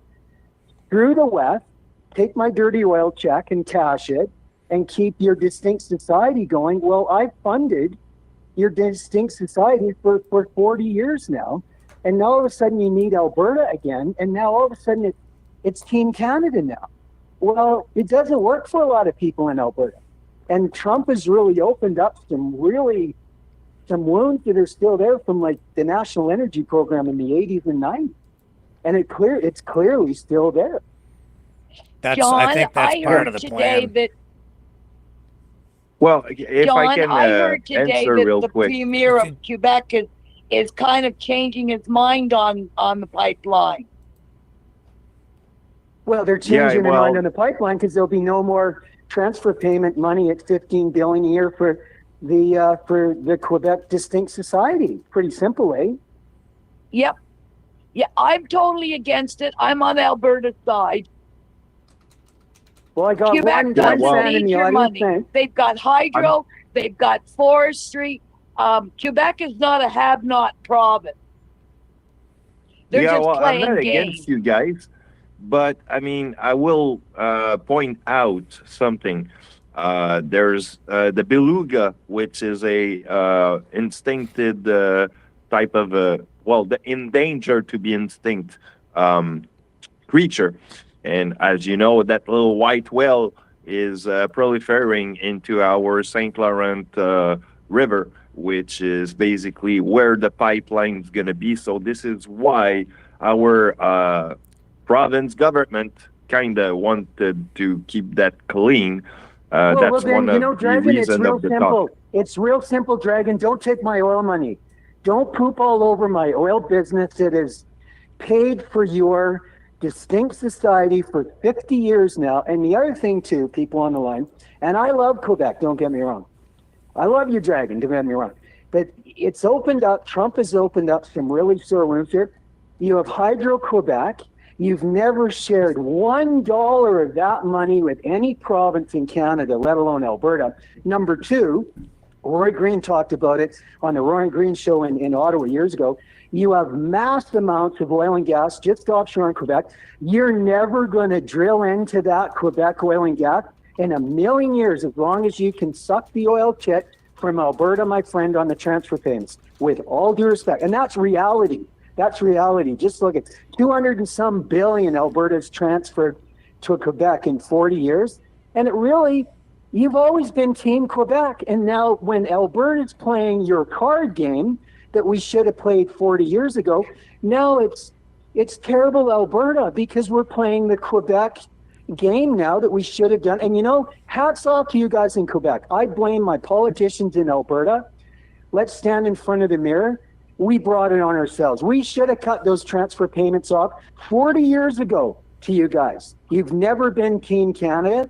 You've always been Team Quebec. And I'm going to tell you guys on the line tonight, the first 51st state in Canada will probably be the province of Alberta and possibly Saskatchewan. And you guys have brought it on yourselves. Don't cry in my soup bowl. There's no more oil money flowing to Quebec. I can tell you, Daniel Smith has stopped it. Well, you know what? I will agree with you on that. Quebec probably did rip a little bit of Alberta in the long line, maybe. But yeah. What's on your mind, Rick? Here's the other thing that gets me as an Albertan, and I've told many people on the show before, I'm an Albertan first and a Canadian number two. You have the separatist Quebecois, the bloc sitting in the Parliament of Canada, and their sole purpose is to separate from Canada. Well, go. We're not holding you back from Alberta, bro. Go. You're sitting in the Parliament in Canada. I'm trying to hold the country together, and you have an actual federal party sitting there to destroy the country. John, I will say that in the last 4 or 5 days, the Quebec government has said that they are willing to rethink the whole pipeline issue, especially as it relates to the natural gas pipeline, LNG. So, they're coming around as a result of this crisis, and we need to kind of keep that in mind. $250 billion later in transfer payments directly to Quebec from Alberta. You think they're coming around now? Because the gravy train is over. The golden goose is not going to give Quebec any more transfer payment money, period. Survive on your own, Quebec. Tap into your own natural resources. You've never shared a dollar with it with anybody in Alberta or Western Canada. Well, hey, John. Hey, John. You know, there's an alternative argument to that. If you guys want to go, if you want to get absorbed by the United States, go ahead and see what happens to your natural resources. You think that'd be all worked into the deal, my friend. Oh yeah, the deal. I'll tell you what the deal's going to be. Deal.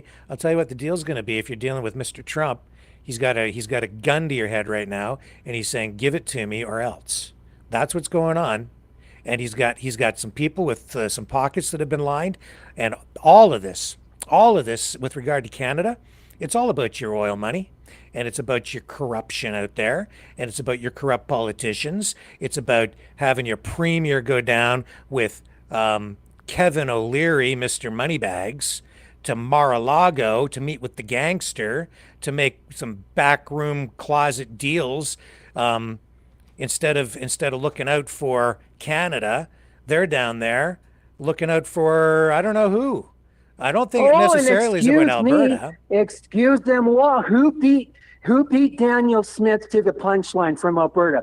The Premier of Quebec was there 2 weeks earlier, kissing the ring of Trump. Quebec beat us to the punch again. So don't hate Albertans. Oh, I don't hate Albertans, John. I don't hate Albertans. But if you're gonna go down there and when there's a game of poker going on and show the guy sitting on the other side of the table what hand our country is holding, and reveal the hand, then that doesn't serve the interests of the country or even Alberta, frankly. So I don't agree with what Danielle Smith did. And you've got all these sycophants who are so brainwashed and emotional that they just want to hate on Trudeau, and they're blinded by that Danielle Smith can do no wrong. And Trudeau, of course, is the evil one who's to blame for everything. But that's not the case, and it's shades of gray across the spectrum here. And I'm not even saying that Danielle Smith is, not looking out entirely for Canada. I'm just saying that it was a tactical, strategic error to go down there and conduct affairs in that manner. And especially to go down there with Kevin O'Leary, who is not elected and doesn't represent Canada in any capacity. He has no mandate. He has no business down there speaking for Canada the way that he was. He's just a really rich guy who is down there looking out for himself because he's got some big projects that he wants. He wants Trump to give him access to the market so he can buy TikTok. And then in addition to that, they're both down there making some sort of a deal for this AI research facility that they want to establish up in Alberta at the same time as the United States is establishing a similar operation with Project Stargate for $500 billion on the U.S. side. And the reason they want to build it in Alberta is because you do have the energy right there. And Mr. Moneybags, Kevin O'Leary, is down there making a deal with the gangster for these projects that they want to get going. So don't sit there and wax poetic with me about how, Alberta is, the big victim here, because Alberta also has been profiting quite handsomely from your oil. But at the same time, I would say that there are a lot of corrupt politicians in Canada and in Alberta particularly. Oh, absolutely. Who's been more generous? Who's been number one? Mr. Wonderful isn't that rich. Let's get that out of the way. He's really not that rich. 400 million compared to Trump or Musk is not that rich. Furthermore, Albertans have been the most generous people in this Dominion of Canada, and now you're getting hit your auto industry. He's going to nail you, 50%, 100% on a car in Ontario? What are you going to do about that? Well, there's a big problem in it. There is, and I'm just And John, I'll tell you this. I mean, this is why I'm saying you want to go join the U.S. You freaking go ahead too. So Quebec wants to separate. Go ahead, guys. You want to separate in Alberta? You think that the United States is going to treat you well? You know what's going to happen? They treat you like shit now. They force you to sell your oil below market value. And if you think that's the fault just of the Canadian government, think again. Absolutely not. That is because you have, in my view, deals that have been made, corrupt deals with big U.S. oil and the U.S. government to people in Canada who run environmental groups, NGOs, politicians who have been, having their palms greased and their bank accounts fattened so that they stand in opposition to the construction of those pipelines. It isn't just Canada, it's the United States that has been influential in that. That's foreign influence and corruption that's been going on for a long time. And I hold the Alberta government fully responsible as well. I'm not shuffling the blame or responsibility. We got to look in the mirror in Alberta and go, why didn't Peter Lougheed build refineries here, or Ralph Klein? So, Alberta's far from blameless from this. 100%. And I want to say to Dragon, I love you, man. I've been to Montreal. It's probably one of the greatest cities in the world. When I lived in Ontario, I went down there. I was never treated, Dragon. I was treated like Rolls Royce. Anytime I went, I said, I'm from Alberta. And they said, what can we do for you? We love you, the Calgary Stampeders. And I'm going to tell you, I never had an issue with anybody. And I come back to Alberta and people say to me, oh, come on, Rimby John, you're making that up. And I go, no, I'm not making that up at all. I was treated like absolute royalty all the time. And I'm talking every other weekend for 10 years, Dragon, when I went to Montreal, one of the greatest international cities in the world, next to Quebec City. It is, because you love my dirty oil money, keeping your Quebecois culture going. You couldn't fund Quebec without the billions of dollars of oil money from Alberta. Why don't you stand on your own for the first time in 50 years, share your hydro, drill into your own oil and gas, and leave Alberta's money for Albertans? Well, I think you're picking on the wrong guy though, John. Like, Dragon isn't the problem. He's kind of, he understands and with you, right? He's my co-friend on Maverick. Let's not pick on Dragon. He's not to blame. He didn't do it. Let's be really honest, guys. You're Canada, hey, Rick, and we talked. I know, Rick, Johnny. He doesn't mean bad on me, and he's not renting on me. All good.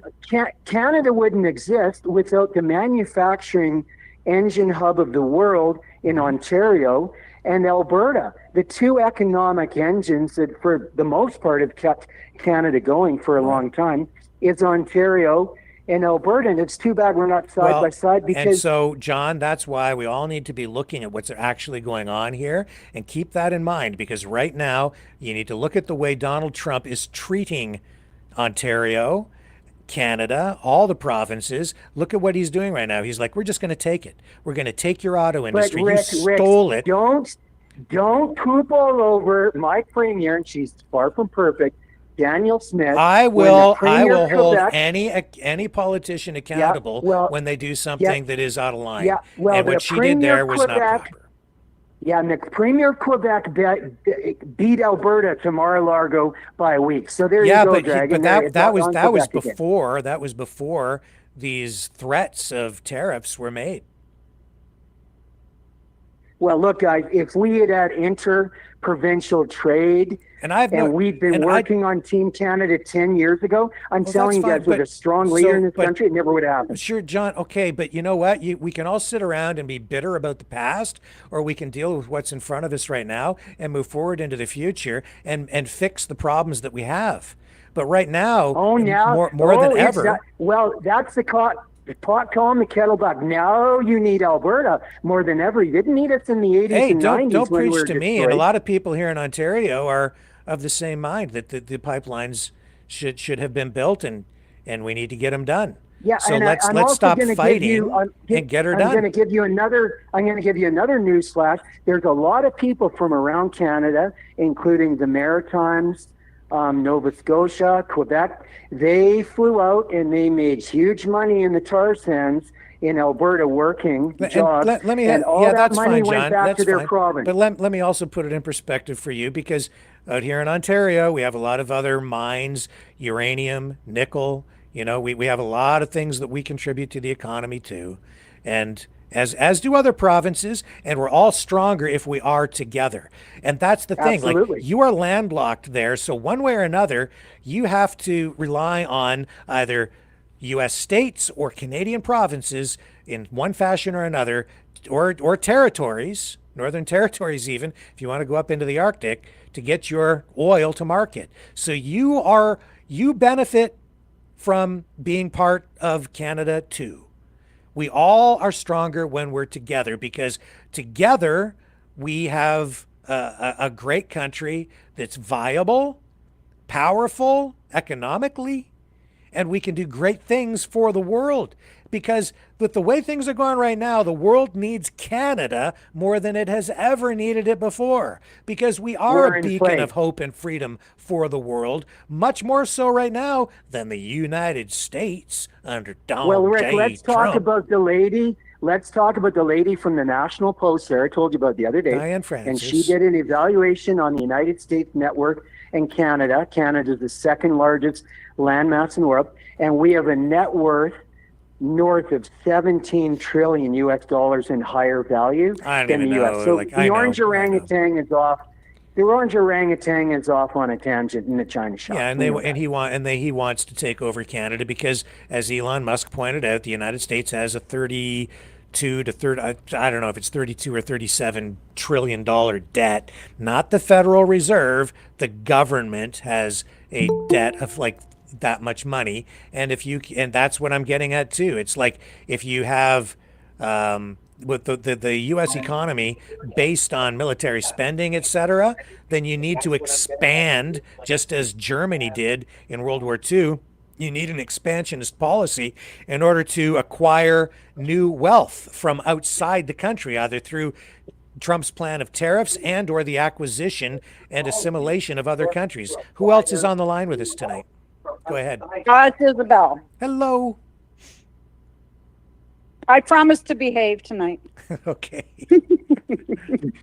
John. Pardon?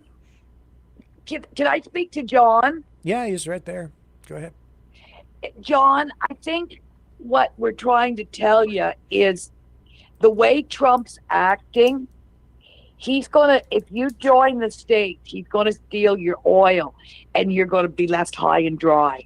Yeah. I think that's what's going to happen. And I think that's why the rest of Canada is trying to beg you to don't go to the States, because Trump's going to steal your oil and you're going to end up with nothing.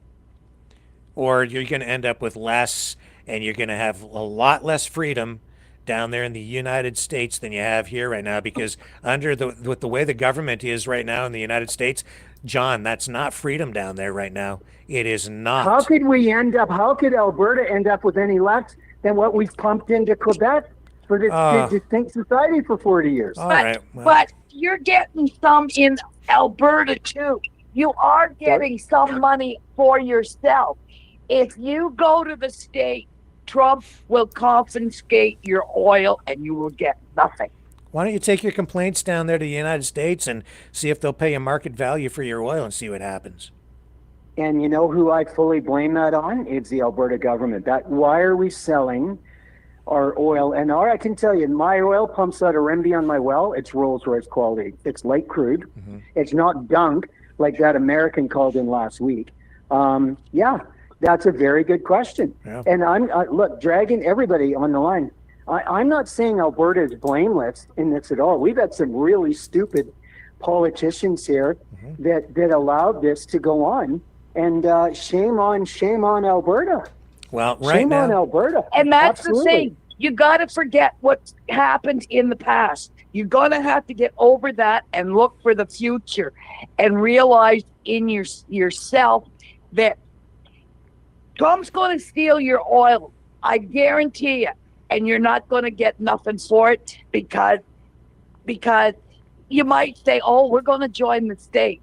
But the bottom line is he's going to take you over and you're not going to get nothing. And then you'll be left high and dry and not part of Canada. That's right. Yeah. Like, so what do we do then? We're Do we telling charge you, Trump's going to steal your oil. He wants your oil, and he's going to steal it.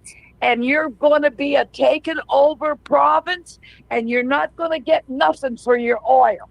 Who else? Well, I love my friend Dragon in Montreal. No disrespect there, the Dragon. Who's on the line with us now? Well, We just had a new Dragon's caller just join. trying to protect his family, like Quebec's his home, and he's just trying to defend it. Yeah, but I've we paid know for what it, though. I've happened. paid So for we it. gotta Distinct keep Society Canada there. is my home too. Yeah, yeah. We have With Alberta Oil paying for it. We have yeah. a new caller. Who's with us? It's Jean-Pierre. Hey, I gotta defend America here, Rick. No one is. I don't think Canada is going to become the 51st state, but if it did, states in America that produce a lot of energy, like Texas and Florida, they're rich. Yeah, they're wealthy. America, and pretending that America is like China, the one you were saying that is so great the other day, is going to steal all of Alberta's energy. That's ridiculous. I didn't say. If Alberta became a state, it would immediately have access to the with no tariffs, no regulations, nothing. You get all the benefits of being an American. The greatest market in the world, and Albertans will become unimaginably wealthy. And America is a lot. Canada's a great country. I can imagine quite a bit. It's one of the liked in the world. I can. As Canada's Han Solo a great said, country. I One of the liked in the I world. can imagine quite a bit. But America is a lot freer than Canada right now. No, it's not. It is. No, it's not. Yes, it is. No, it ain't. It absolutely No, is. Try to go buy a gun and tell me how free you are. Okay. There's a lot of Canadians who want to own guns. I don't need a gun to be free up here. There's a lot of That's Canadians. right. Yes, you do. There's a lot of Canadians who like to own guns, Yeah, and you so- can't For own a gun up hunting. there. Yes, you can. You can own guns. For There's hunting. Do you see? This is a You misconception can that you own. have. You can own like single shot hunting rifles. You can't own lots of weapons that Canada just outlawed a ton of weapons. This That's is just one point of many. If you'll Rick. allow me, I actually do work. It's your show. I do work for. I do graphics work for a company that sells guns online. I take care of the graphics. You're for, doing God's work there, Rick. For their online catalog. And so I can tell you that there are a lot of different kinds of guns that people can still buy up here. It's a misconception that you can't get guns. They just banned 300 different models of guns. Yeah, but and that's just one example of many. There are And what about your hate speech laws? What about your hate speech laws? We don't have that in the States. Yes, you do. You don't have a right to free speech. I'm not in favor of censorship, but you also have had the same kinds of challenges with censorship, social media, censorship. It's just just different kinds of legislation, different ways of dealing with it down there. But the problems are really largely the censorship in same. America is done by private companies, like you were complaining about YouTube earlier, and they are censoring you, and I don't agree with that. That's private companies, but in America, the government can't censor you. You have a right to free speech. You have a constitutional provided right. You have hate speech laws up in America, up in Canada, where if you offend someone, they can throw you in jail. Look, in jail with no trial. And I have a that question. I have a question. Who gets why thrown do in jail with no Americans- trial? Who gets thrown in Why? jail The with no trial? J6ers. Well, they did nothing wrong. They did do nothing wrong, and thank God Trump pardoned them. And I absolutely, And that what was would have absolutely a happened? travesty What of would have justice. happened to them if Trump hadn't That gotten was the in? travesty of justice. But what about what they did to That's the right. truck drivers? So you're not What is that it? What about free. what Canada did to the truckers? What about what Canada That's did to the right. truckers? That's What about right. what So Canada we're did to the all It truckers? was the government. Canada didn't do it. Ameri- It was the government. But I have a question. Why Okay. do you in the States feel it necessary to carry? In Canada, we can resolve without carrying. We do not need handguns. And trust me, I've been to the States. Well, I don't have want a to lot turn of this friends in into the a. States. I don't think I have Rick a lot wants of to friends turn in this the into States. But we can lose Well, I our don't think- temper here without a weapon. Right. I don't think We Rick don't wants need to a turn this weapon. into.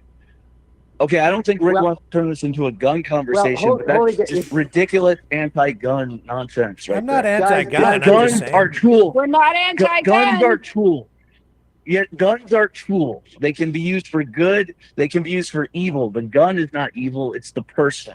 Okay, so it's just like having a car. You can also, I mean, they don't have guns in England, and they're stabbing people left and right, and now they're outlawing knives. It's not the tool; it's the person behind it. But the point isn't guns. The point And you is know that I was trying to exactly who's highlight carrying you have those let knives. And there's a lot You of have bad let there the are a lot of bad people out there too. Yep. But hang on, guys. It's Rimby John. Hang on, it's Rimby John for a minute. I love my American friend calling in. I don't know who you are, but Isabel, there is the Constitution of the United States of America, which you have the right to bear arms. Number one, different than Canada. Number one. Hang on. What I'm saying, John, is hang on, Isabel. we don't hang on for a minute. need to have that to carry guns. We don't. But I hang don't on, believe Isabel. in carrying a gun.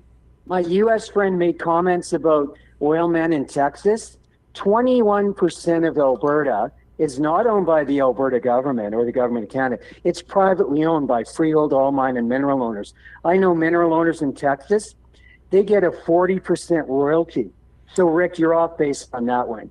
Way more than an Alberta freehold mineral owner gets with our corrupt Alberta big oil energy board. produces good-paying jobs. Yeah. I agree with my American friend. Thank you for phoning in, bro.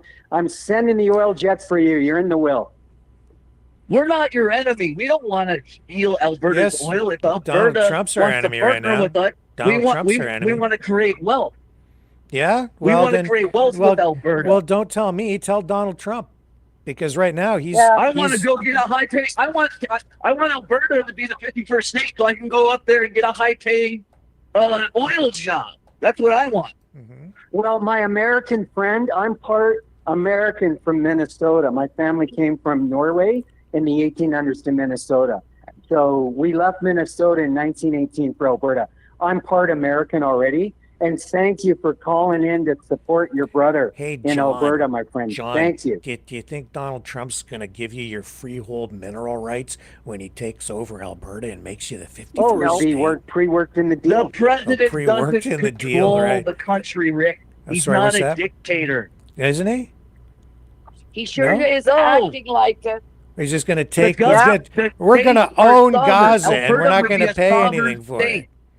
Because he's That's not going bull. to That pay would anything never for happen. Gaza. And that doesn't happen in the States because the governor would go ballistic, and the people in Texas would freak out, and they would go to war with the federal government. The president of the United States is not the king of America. No, America's he's not a acting like the dictatorship. king of the world God bless- right now.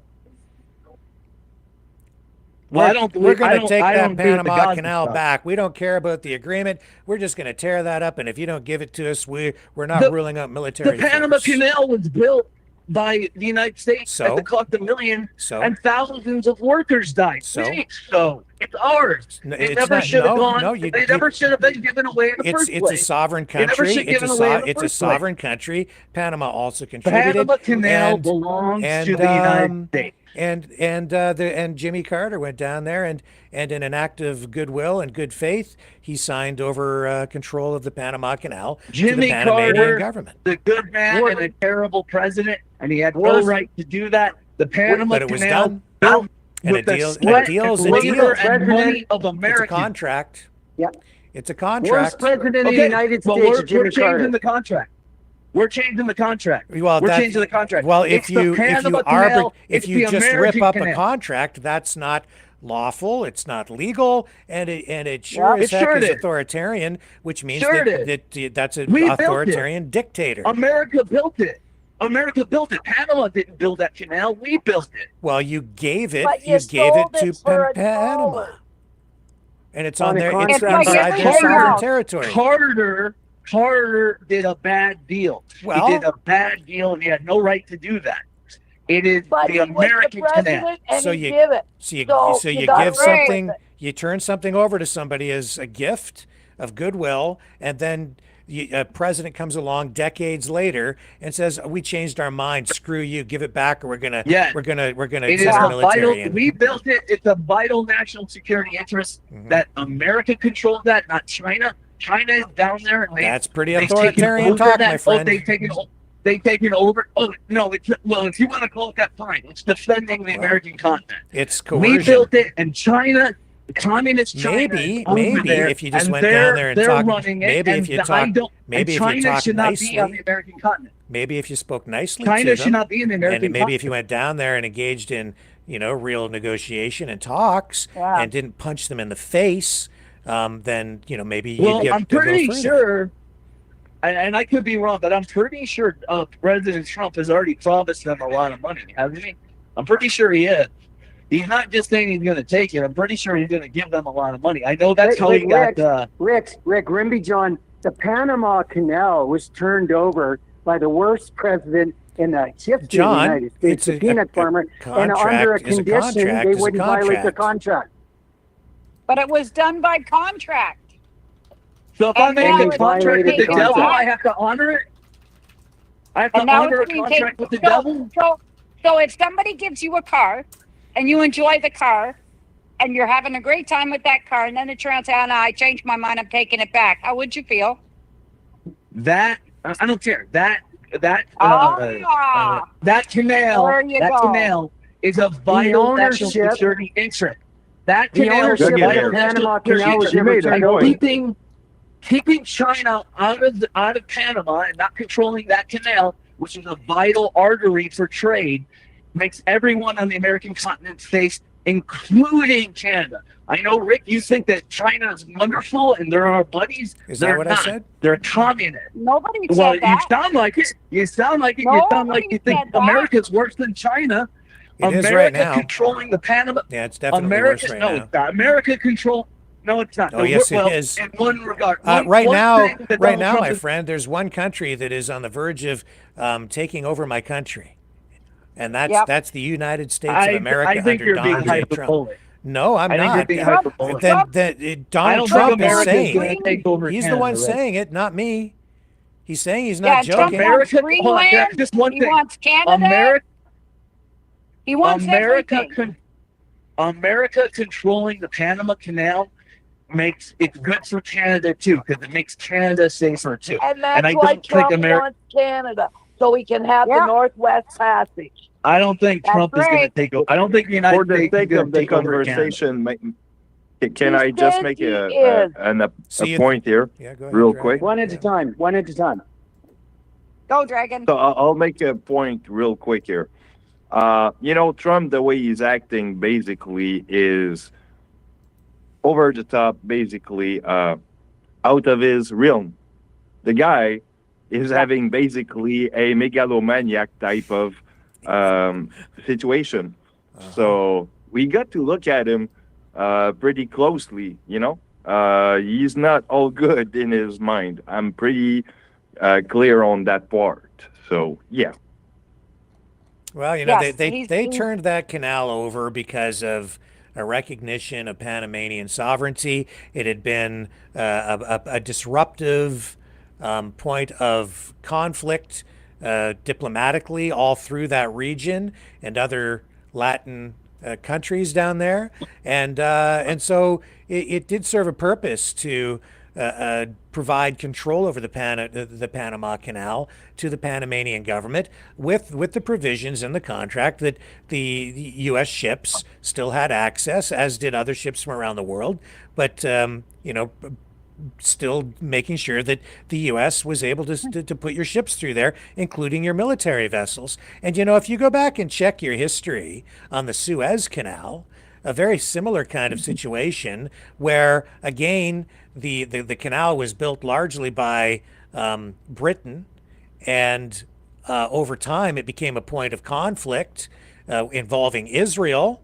And it was actually the United States government at that time that asserted its influence in the region and decided that they were going to back the call for the Suez Canal to go into the control of Egypt. And it was the United States that did that in order to provide diplomatic political stability in the region to avoid ongoing military conflict, which still there are related conflicts, going on over there directly related to the Suez Canal. But as a result of U.S. diplomacy at the time and a decision to not back up the UK and Israel on that decision on the Suez Canal. It has provided long-term stability for the world because they recognized Egypt's sovereignty over that area and to that canal. And so this is a very similar kind of situation. It isn't just about who built it and who even ultimately who owned it, because the UK actually owned it, but there was a recognition that because it was, at the time, Egypt was, suffering economically, and there's more to world peace than money and making deals. And as a result of all of that, the world has been much better off, frankly. But Rick, Suez Canal's got nothing to do with Panama Canal. Yes, it does, John. It has everything to do with the Panama Canal because it's the Suez Canal. He violated their contract. They want it back. No, John. It's the same kind of scenario where, yes, the United States, or in the case of the Suez Canal, it was the UK, and they provided the technology, they provided capital in order to get that thing built, but it's still within the sovereign territory of another country, and as a result, over time, it only becomes, there's a certain amount of wealth that is extracted from these kinds of assets that are owned by, foreign governments, but there's still national interests to consider and the interests of the people who live in those countries over the long haul. And that's why Carter went down and did what he did with the Panama Canal, for better or for worse, or however you particularly view it. But it was done in order to provide more stability to the region, which is very important because you need to make sure that even countries like that, if you don't want illegal immigration in the United States, which is, the result of economic conditions where people are living in less than ideal conditions, then you have to afford people the opportunity to have some degree of prosperity and give them opportunity and to make use of the resources and the assets that are available to them down there. So instead of trying to oppress them or control them or assert your authority down there and act like it's just your country that comes first, not them, maybe you should try to work a little more cooperatively with people, and you'll get less illegal immigration, more shared prosperity, and everybody can be better off. Well, the worst president of the United States of America, Jimmy Carter, the peanut guy. The worst president of the United States is now Donald J. And he gave it away, gave Panama Canal away. Sorry. No. What set Trump what worst set ever? Trump Vomit sandwich worse. Is Panama give Trump a bill for $67 million for repairs to the Panama Canal? And Trump looked into it, and China was running both ends of the canal, and it's in very, very disrepair. Yep. I mean, we have to. Trump is laughing right now because here's all the provinces fighting and bickering amongst ourselves, and he's sitting down there laughing like hell. So if Alberta wants to break from Canada, does that mean we get to charge them import and export taxes to the rest of the provinces then? Well, what about this? Remember it's already going on. Ago. Isabel, it's already going on which is so stupid in Canada. It's been going on for years, which is divided. Yeah, you can't Dominion. import a bottle of friggin' wine from Saskatchewan into Ontario without paying a tariff. How stupid is that? How stupid is that, Isabel? Are you going to fly the American flag, John? Well, do you want the truth? Can you handle the truth, Isabel? Yes. You're probably going to say yes and salute the stars and stripes. I'm going to tell you, Isabel, I had an 1876 mansion in Morrisburg, Ontario, 1 block from the St. Lawrence River, and I proudly flew the American flag with my Canadian flag and the flag of the Governor General. I changed my flags all the time. I proudly flew my Canadian flag right beside the stars and stripes. Because I was on the St. Lawrence River. If you sell out to Trump, you're only going to have one flag, my friend. I did. Well, I flew the Union Jack as well. And I flew the flag from the Pope in Rome, too. I flew lots of flags. Brian Howell knows I that. wouldn't support the Pope. Oh, No, okay. me either. My American greatest friends, thank you crook for there is. supporting me tonight.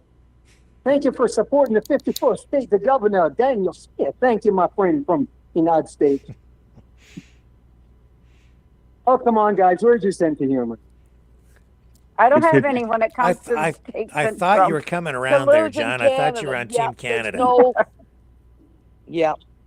I will fly my rampant lion with my maple leaf on Saturday, but I will never stand under the stars and stripes. Not like this. I'll tell you this. Anybody going to Ottawa to the rally with Polyev?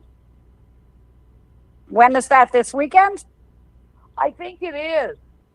Not It's with the been, weather coming. Yeah, I know there is. We're expecting 40 centimeters of snow starting tomorrow night. Yeah, well, I hope we don't get it there, Rick, because we're in southern Ontario. I'm I've had Eastern enough. Ontario. I've had enough snow. Enough cold. Well, there you guys. No, but I will fly my flag this Saturday. As Pierre has hoped everybody would, but I've already got my flags out. I've got 2 on my door and 1 on my post and 2 on my car. Does a Trudeau must go flag okay?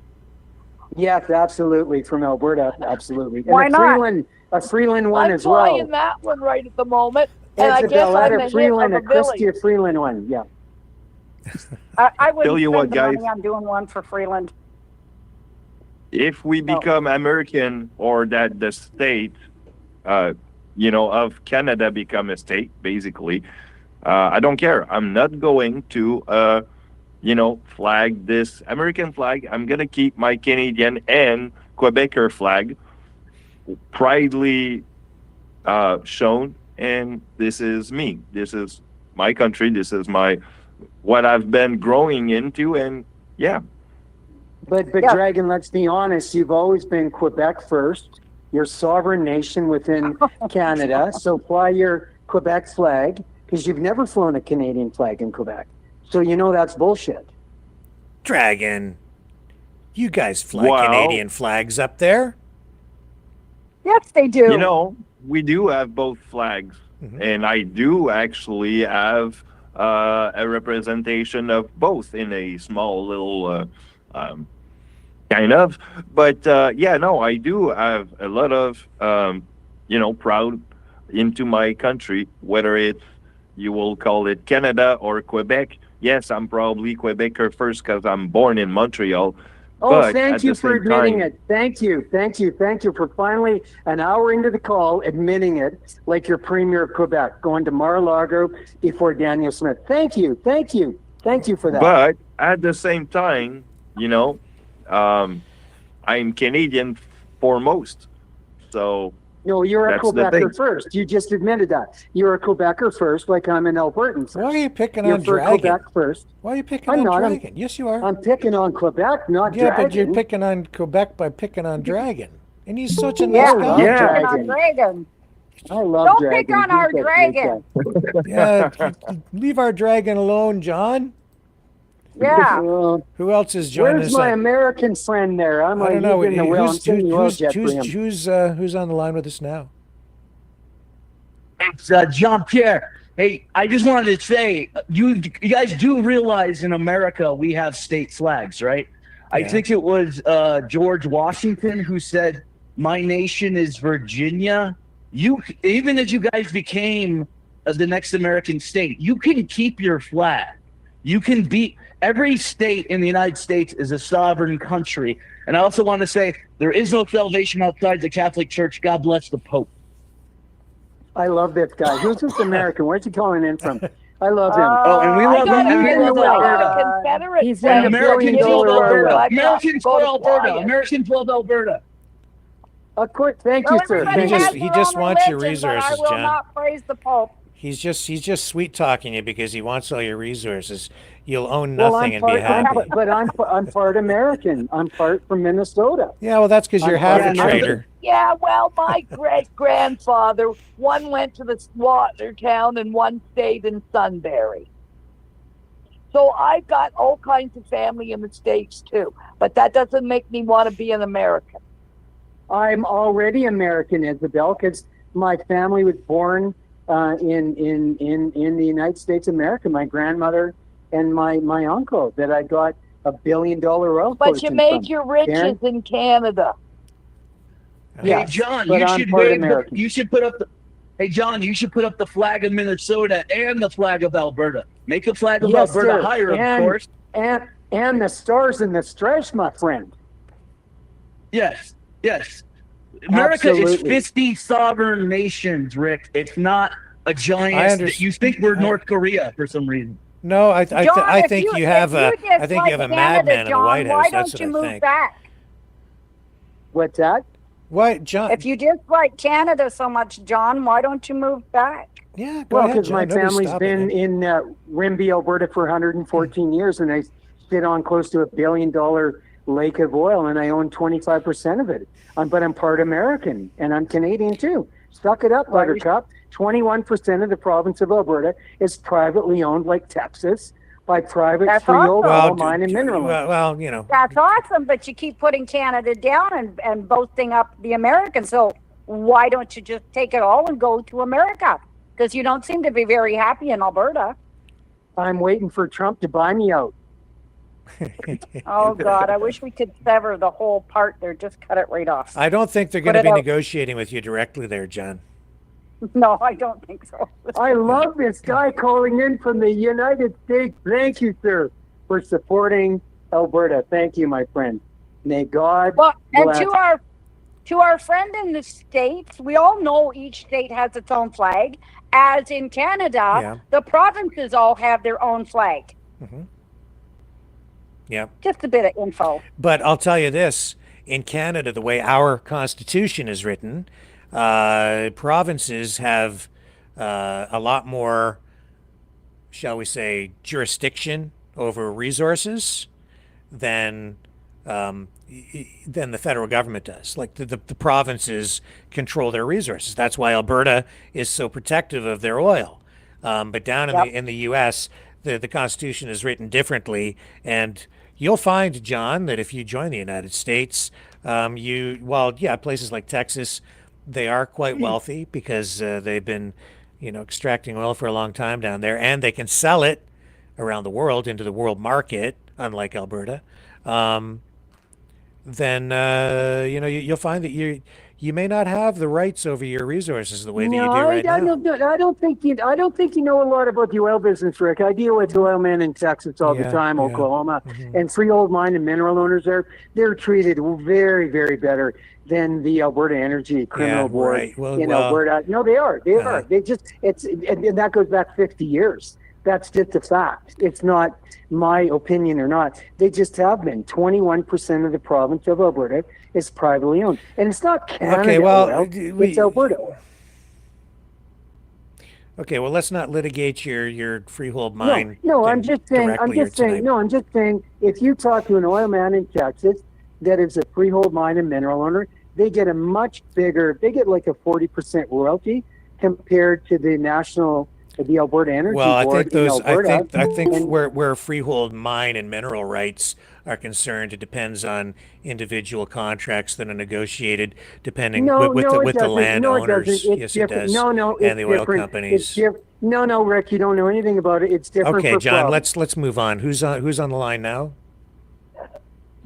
It's Jean-Pierre. I just wanted to say, Rick, the federal government does not control in the United States the state's resources. There's nothing in the Constitution that gives them that right. And in the United States, and I mean, you're saying that the United States is going to steal all of Alberta's oil. That's ridiculous. Look at what the federal government does in Canada now to you guys. How high they tax you. I didn't say steal. It's actually Donald Trump who says that Canada stole the auto industry. That's what he said today. So in America, the resources are in a specific state. They belong to that state. The federal government does not go into that state and tell that state what to do with it. And that's why some states are rich, like Texas, and some states that mismanage their stuff, like New Mexico, because New Mexico has a lot of oil, but it's very poor because the state government is very corrupt. The United States of America is not a dictatorship It's every state has a right to control its own resources, and they do.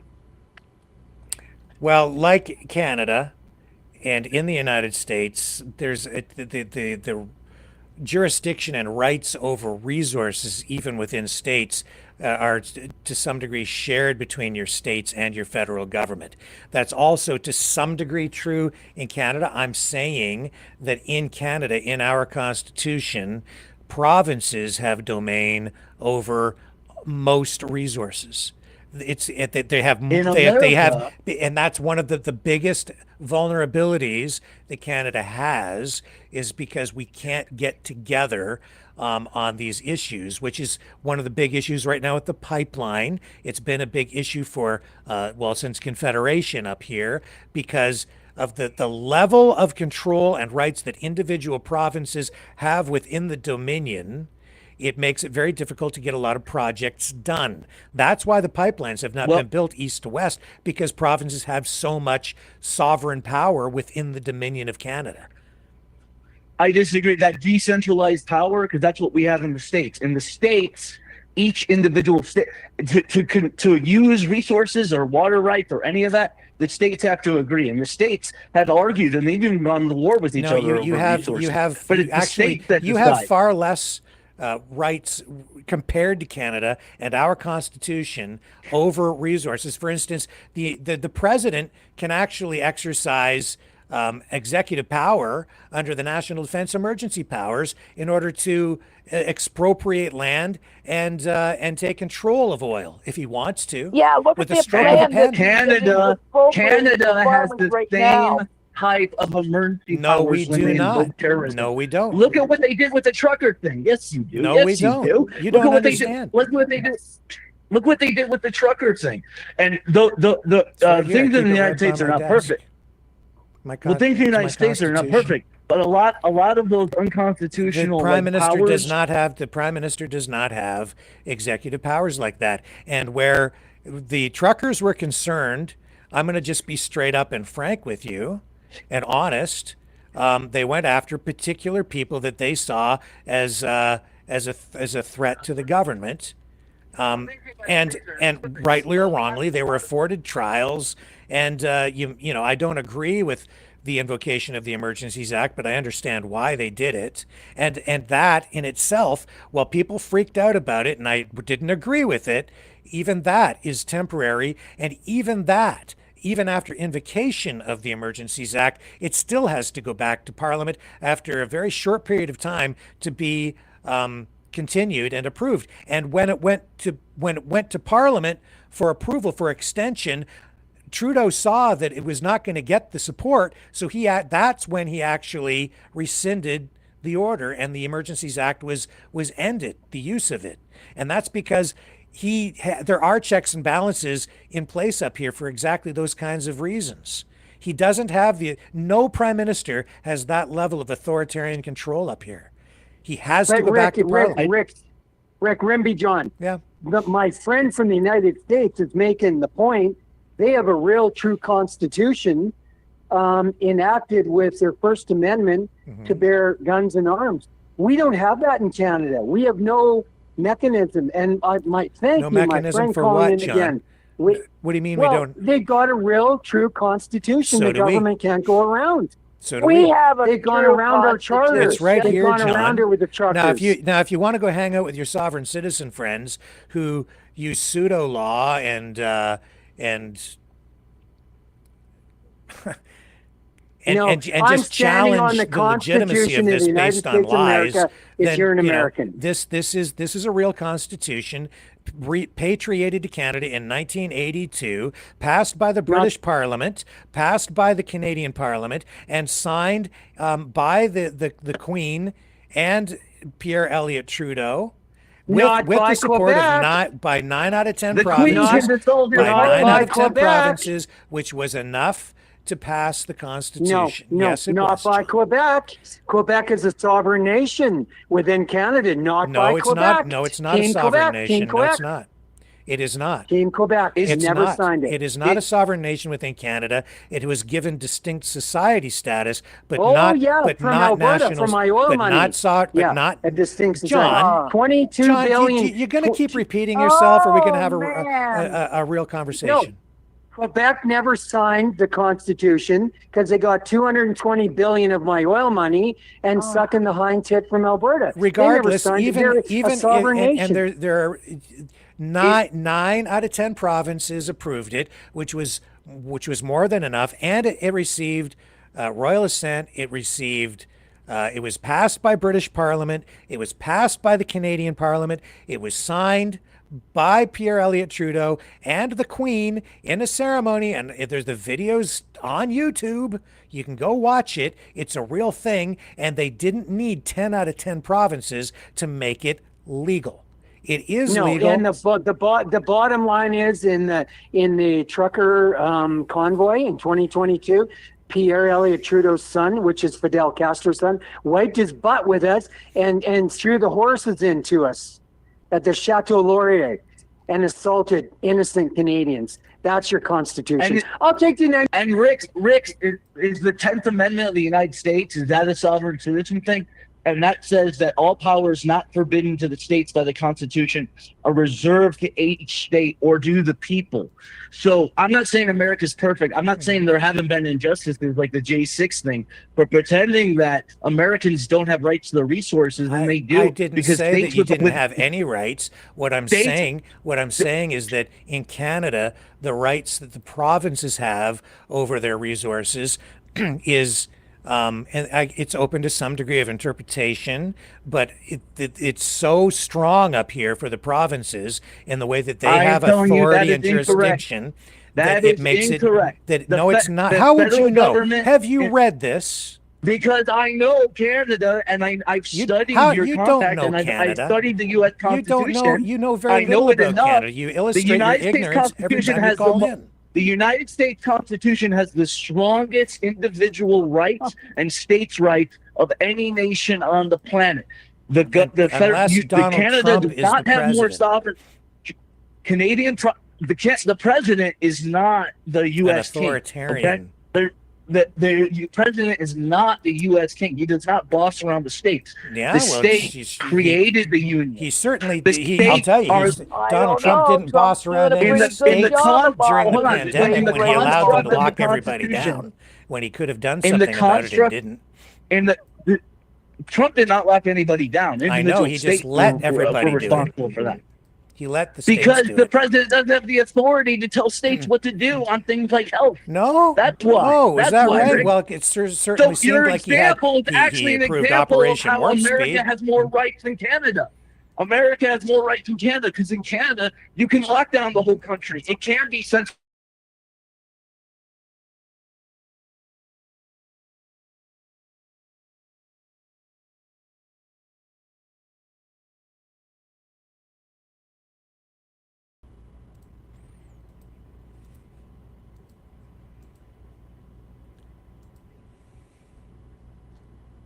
Hang on a second here. I have to get everybody back up on the screen.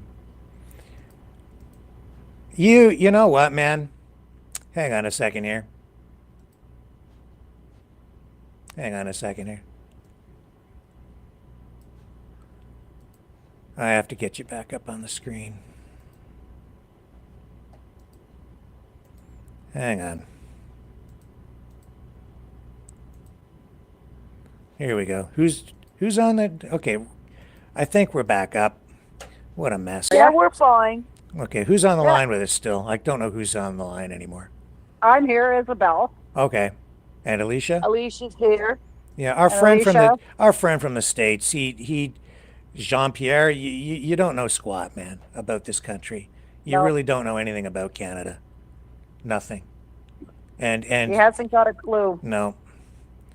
He really doesn't. And he doesn't see this dictatorship that's over him right now. Oh, it's all glorified. I mean, we were all roped in, and I was too, thinking he was going to be a good leader for the state. Yeah. No. Yeah, that turned sour real quick, like old milk. Yes, it sure did. Yep. It's sour as hell now. Like I said, worse than a vomit sandwich with maggots on it.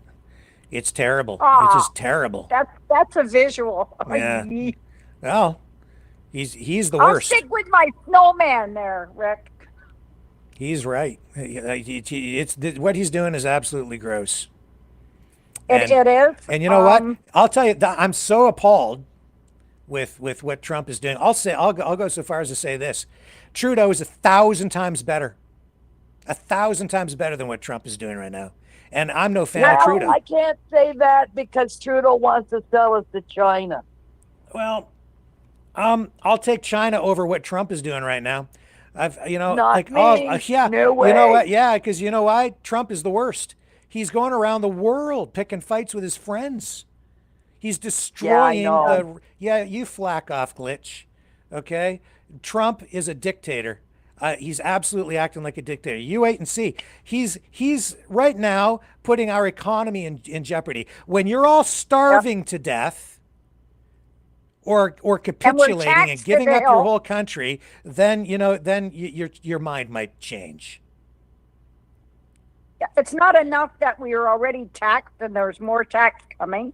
And now yeah, Brian, we're I did on top of that. Yeah, I did kick John off the show, Brian, because he just wouldn't shut the hell up. He was just dominating everything, and I just got tired of listening to him. Frankly, as much as I love him, it was just enough. Well, he's all America, America, America, America. Like the states are at times where, and I've always said that. People have said that before. Mm-hmm. They shoot and ask questions later. Yeah, this is you don't treat people the way Trump is treating people. You don't treat people like this. Yeah. You know what? Before all of this, if someone had said to me, "Would you consider joining the United States?" I would have said, "Well, it's something we could maybe look at. It might be beneficial. What could we do, and what would that mean? Yeah. And maybe we could do something like that. It might be a good idea." But when somebody comes up here and says, "You know what? I'm gonna destroy your auto industry. I'm gonna take your resources out of Alberta. And if you don't give me what I want, I'm gonna destroy your economy with tariffs and sanctions." Yeah. And we're your best frickin' friend. We've been to war with you. We've bled with you. We've stood by you. We've defended you physically, politically around the world. We stand with you. We're your neighbors. We're actually related in many cases. We share very much a similar and common kind of history because it's intertwined. And here's the thing. All these sovereign citizens, you want to decouple and get away from the monarchy, right? I'll tell you this. No. Right now, more than ever, our ties to the Commonwealth are of extreme value because what people are also not cluing in on is the fact that because of our ties to the monarchy and to Britain, we have a much longer history in this country than the United States does at 250 years. Our legacy, our political heritage, our political history goes back way beyond, even before the United States. And that's what also helps provide stability and also provides protection against tyrannical actions like we're getting from Donald Trump right now. And Trump is also opposed to the UK. He's aligning, he's getting himself into a position where he's in an adversarial role now, even with the United Kingdom. And European countries, all the European countries. This is not right. No, I mean, and that's going to be our allies. This is why I see Trudeau over there now. Yeah, because we have to collaborate against this tyrant. Who's on the line now? Is it Jean-Pierre again? The good old dragon. Oh, dragon, you're back. Okay. You did lose me at some point, sorry. Yeah. And the dragon's back. But yeah, I mean, no, you're right. Trump is, he's worse than a bag of maggots. Can I tell you that? Yeah. And Michael, I didn't say that Russia is gonna nuke us. I said that Putin has been threatening to nuke us, and I'm not cool with that. No, no, that's not right either. That's not acceptable. I'm sorry, and I'm not cheering for Putin. He lost me there. You have some superpower threatening to blow us to bits. I'm not a fan. And we're too close. What scares me is we're so close to the States right now. The way this guy is shooting off his mouth and walking around like he's some thug. And if it turns on him, we're right next door. And I don't like that at all. Yeah, because Calgary is, that's a strange name. Yeah, anything is better than Trump right now. Anything. Now, I'm open to having my mind changed if he does something good. But right now, this is the worst. He's destroying not just our country, but other countries. He's even destroying the United States. Look, the CEO of Ford is going to Washington right now because Trump represents like an existential threat to the auto industry, not just in Canada, but the United States. What he's doing is Mr. Farley from the Ford Motor Company is saying that what he's doing is going to blow a hole in the auto industry. He's not saving the auto industry. He's destroying it, making it less competitive. In fact, non-competitive globally because of all this crap. He's costing these auto companies precious dollars, causing chaos. Mr. Farley's words, not mine. Because the production, the supply chains are all being disrupted. The industry is being disrupted. Nobody can figure out what the hell is going on. This is insane. Well, look at the guys that all backed him, like the Teamsters and the auto union guys that all backed him. They're probably scratching their head right now going, Detroit is not the auto industry, Patty. Detroit is part of the auto industry. It used to be the Motor City, but actually the auto industry is spread out all over the place. It's all down in Texas and Tennessee. A lot of southern states have auto plants. You have supply chains going down into Mexico, supplying a lot of those plants. Up here, Windsor, Detroit, Oshawa, Oakville. It all feeds down into partly Detroit. I've been through the old Packard plant. That place is just a demolition site now. Very cool place to take photographs, but it's symbolic of the decline of the auto industry within Detroit. There's still auto industry there. There's still quite a bit, but it's not really the automotive capital of the world anymore. That's all in the past. Not to say that there isn't viable business there and that the auto industry isn't still important. It certainly plays a big part in Detroit, but it's not what it used to be. And the auto industry itself is global in nature. I've talked about that before. It started way back in especially the 1980s. Ford at the time, that was a company that with the Ford Escort, they called that the world car. And that's because parts coming in from all over the world, it's globally integrated. It started way back a long time ago, long before Trump was even on the radar for being possibly the president of the United States. And I'll tell you this, the Canadian arm of the auto industry was from day one, from the invention of the automobile, when the auto industry started in Canada and the United States, it started at the same time. Model T production was a cross-border affair. Even as Henry Ford was setting up his assembly lines and modernizing it and making it a viable thing to increase efficiencies. It was on both sides of the border. Ford City, right within Windsor. Such a long, rich heritage there, history, working together cooperatively. It's not like we stole anything. We built it together.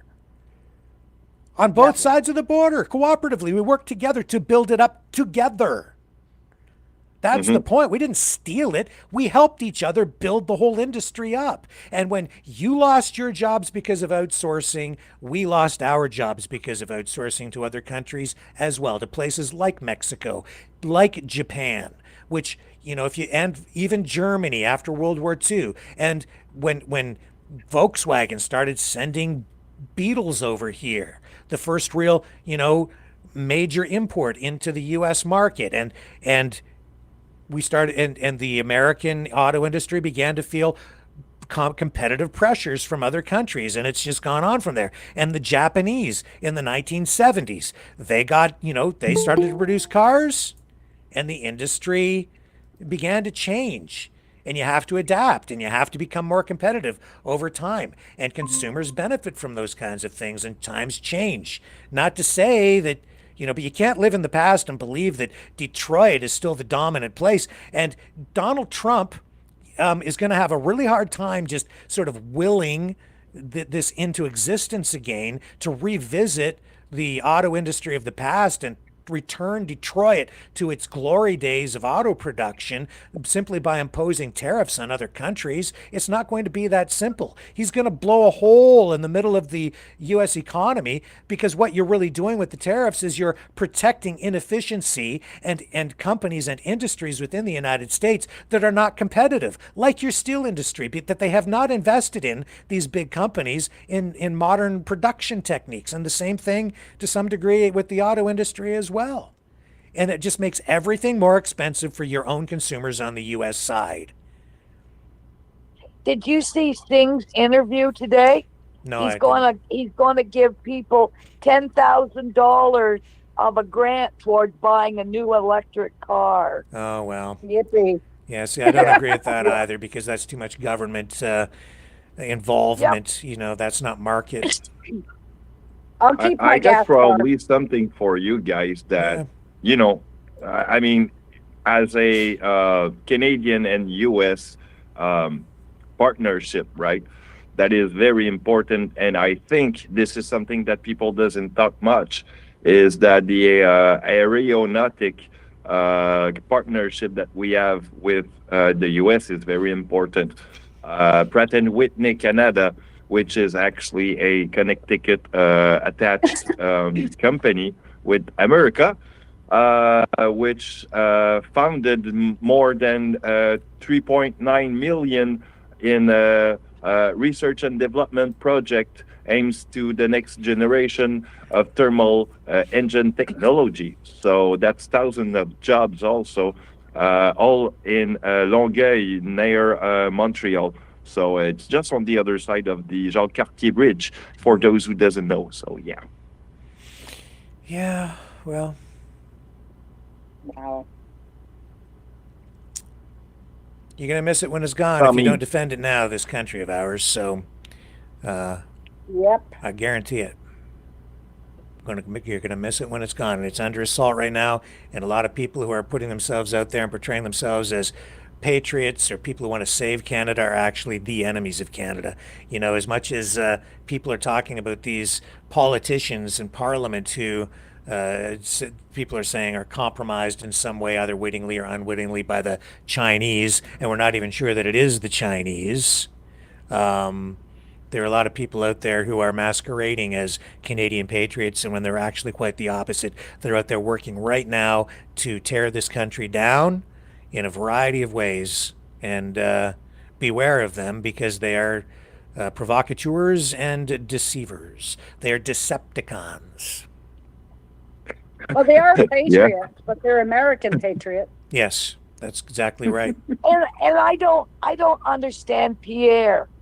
He's up in the Northwest Territory making speeches on how he's going to put an army base up there and going to buy a whole bunch of icebreakers and everything to defend the Northwest Territory and our Northwest Passage and stuff.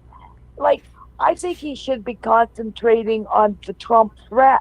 That's why he's doing it. That is concentrating on the Trump threat, because that is actually one of the issues that Trump one of the issues that Trump is worried about is like northern protection.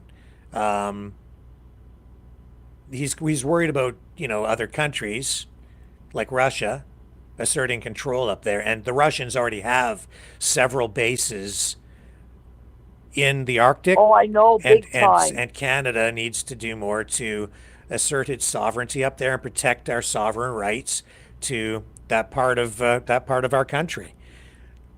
And it's difficult because it's very cold and it's expansive. It's a huge area, and we need to make sure that we can protect it in a meaningful way. And bread is like $10 a loaf. Yeah, I mean everything's expensive up there, right? Because you have to fly it all in. Yeah. Yeah, so I did that's like why. it though. I did like the fact that he did do that. Mhm. He's making it aware that I know, like, he's putting it out there. He knows what's going on, and he's showing, hey, we're ahead of the game. I watched that interview or the thing he had up Did there. you? And Yeah, I watched it too. Yeah. Yeah, we I have, felt bad for him because it looked like it was minus 45. Kevin Bullock And says, he's Rick. got a cold. Kevin Bullock says, Rick, I keep the economy going. I'm here for a good time, not a long time. Still working full time. 71. There you go. Yeah. There you go. Good for you, man. Good And to go, Kevin. what else we have going on here? Here's AIQK. Well, I know I'm worried about my nephew. He works at LCAN. Yeah, y'all might be counter-revolutionary traitors, but you're our traitors. Brothers forever, always American. US, US, US, US. That's, who was that? I took it down before I could read the name. AIQK. Yeah. Okay. He wanted the Q group. And as much as I think Donald Trump is worse than a vomit sandwich with maggots on it, I still love the United States. I do. And my friend there from, I think it's New Mexico he calls from, you know, I got nothing against the U.S. at all, really, other than the fact that you're trying to take over my country.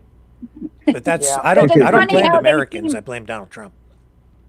So do I. But it's funny how it seems he seems to know so much about Canada. Yeah. Like, really? Yeah, I've spent, you know. I don't profess to know a lot about the states. I don't not like them. They're fine. It's not them, it's Trump. Mm-hmm. Mm-hmm. Yeah, politics can take people to some certain level sometime. That's, Yeah. And some days I feel like I need a punching pillow because if I don't punch the pillow, Anybody else want to call in? Now's your chance. 1-647-734-4220. I'm gonna sign off. My two little dogs need to go for a piddle. Oh, okay. And it's cold outside, so it ain't gonna take long. Yes, it's supposed to be negative 23 tonight. Feel like. Oh, Lord, put on your long johns. Yeah. Yes. Let's get our New Mexico friend up here and expose him to a little bit of that minus 23 weather, or better yet, when it gets down to like minus 43, and see if he still wants to take over the country. Yeah. To see if he still wants that job in Alberta. In Saskatchewan, it was 43 the other day. Yeah. Wow. Yeah, let's see I used to live in Timmins, it would get to be minus 40. Uh-huh. Let's see how they like that weather. Yeah. They have, what is it? It was Fahrenheit, it was 22 in New York. I don't know what the Fahrenheit is to the Celsius anymore because I've switched over. But and they're going, oh my God, it's so cold. And I'm thinking it's 22 degrees. Like, it's not even minus anything. It's 22 degrees. Like, that would be like summer weather up here, right? Yeah, Fall, yeah. spring. Yeah, I'm a wuss here in Southern Ontario. It doesn't, it's not nearly as harsh here, the weather. So I complain every time I go outside and it's like minus 10. So. Yeah, I do too. I'm getting up there. It's like bone chilling, and I go outside to go, oh, it's only minus 10. My God, it's cold. That I'm getting old. I don't have the the furnace anymore. So yes, you know. I'm getting old too. I don't like going out in the cold. Me You know, either. I'll be honest with everyone. When I get asked if I'm Canadian, most of the time I will answer you with a humoristic way, like, yeah, well, I'm a bad Canadian because I freaking hate cold, but I love my country. So, I mean, yeah, it's upside down world, yes. Yes, it's an upside down world, but we all know that spring comes, right? So we get through the winter. Yes. However we yes. do. I will Yeah. sign off, but fly your flags on Saturday. Supposedly it's to be uniting Canada, flying your flag. And So that, Pierre that's says. a Fly out is that there, a that's then. a conservative rally? Is it in where, Ottawa? I'm pretty sure it was in Ottawa. He's been advertising it all week. That was on. Have you ever heard of David Creighton? The name kept popping up the last couple of days. I don't know who it is. Who is that? He's a Canadian. He was in the army and he worked down in Parliament all the time. And he's got a podcast. It's called Creighton's Live or something. And he's on every day at 10 o'clock. And it's strictly Canadian, and it's really good. I like him. Okay. What's he doing? Like, why are we talking about him? He talks about what Trump's doing and all the bad stuff, and he talks mostly about Canadian politics and stuff. He's really good. Okay. Is he promoting or talking about this rally coming up, though, the thing on the weekend? Yeah, that's where I heard it. Oh, I see. Okay. Yeah. I see. You should be able to find it. He's right there. Well, I okay, didn't but even there's see a that. The rally. one I He's on saw. YouTube. I'm just trying to On find YouTube. Canada First rally with Pierre Poilievre in Ottawa. Yeah. I see, and it's at the Rogers Centre. Okay. At 1 p.m. on Saturday the 15th. Wear red and white clothes in honor of our nation's flag, it says. And, yeah, it's on the Conservative Party website. So that's what's going on this weekend. I did hear something about it. I just wasn't really aware of... Yeah, I'm printing up some shirts that say Canada Strong on it. Yep. His podcast is entitled Creighton's Right. Okay. All right. With David Creighton. But yeah, he was in the army and he worked on Parliament Hill for quite a while.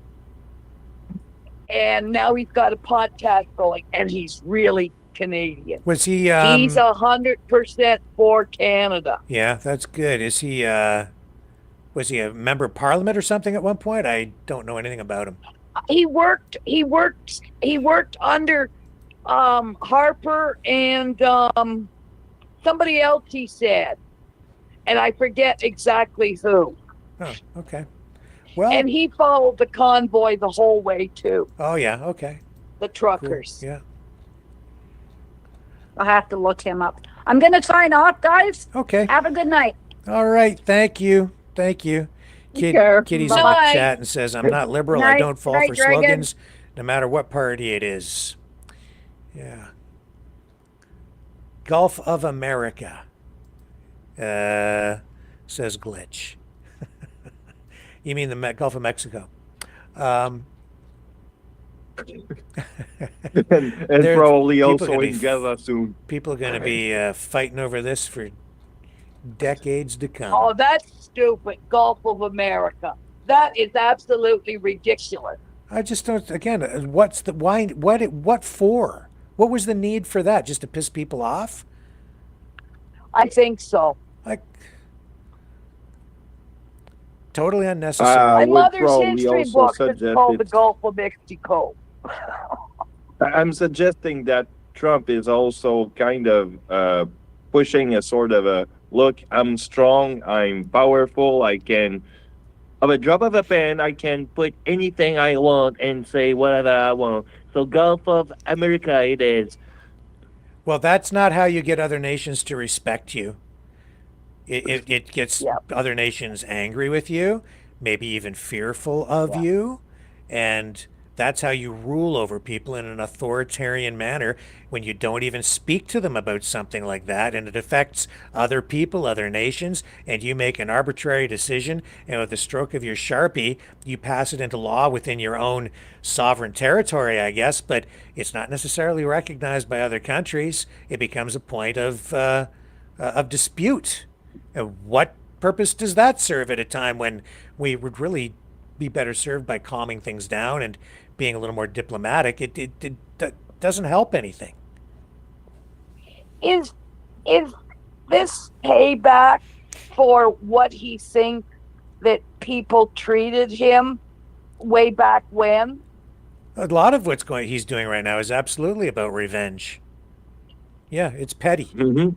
It's petty, and it's disruptive, not just to the people, and hurtful, harmful to a lot of people who weren't even directly involved, including a lot of people who work for the government, and a lot of people who rely on, I would say, programs that are probably unjustly being axed and hacked and gutted and canceled. Social programs that were vital. I was listening to Senator Kennedy, and he was naming all the stuff that he was kind of defending Elon Musk. Yeah.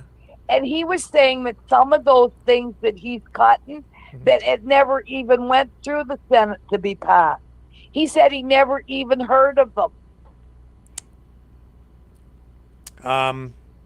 Well, I know that I believe it's Congress that approves expenditures like that. So it is in the Senate then. So it's not like something that, in my view, I don't think it's constitutional what they're doing.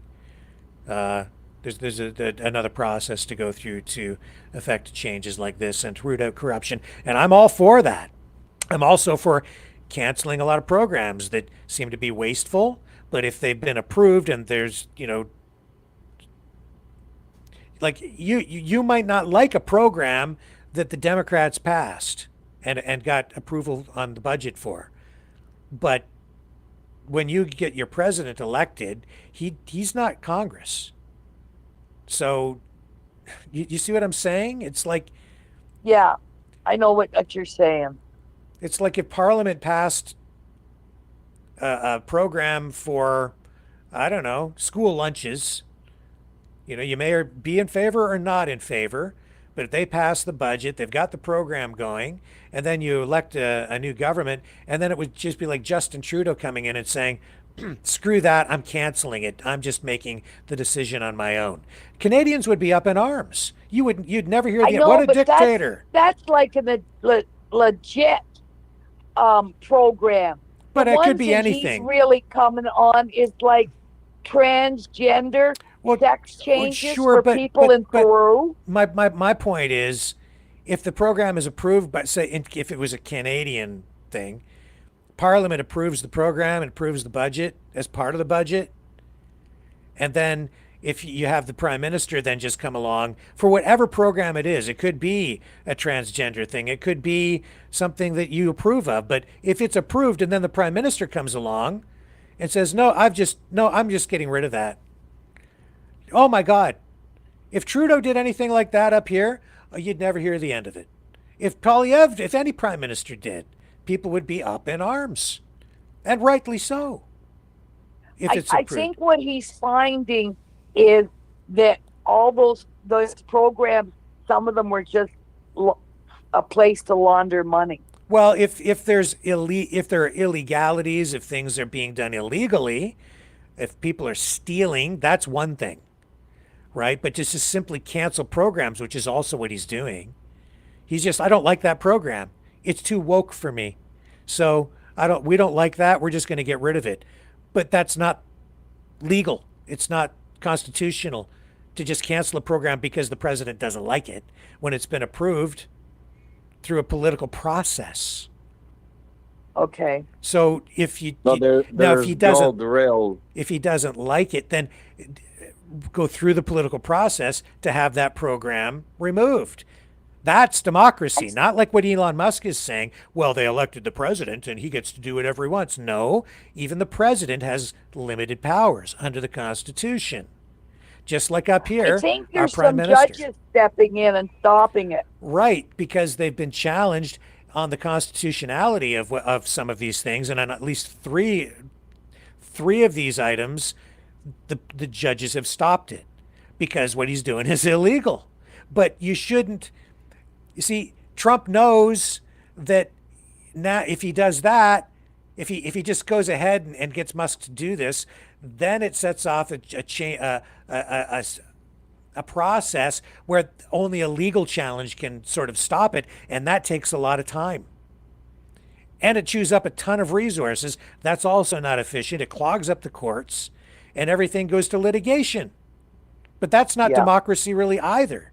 That's like, I'm going to do whatever I want as an autocrat, and then we'll just tie it up in the courts for the next 4 years, and then I get what I want.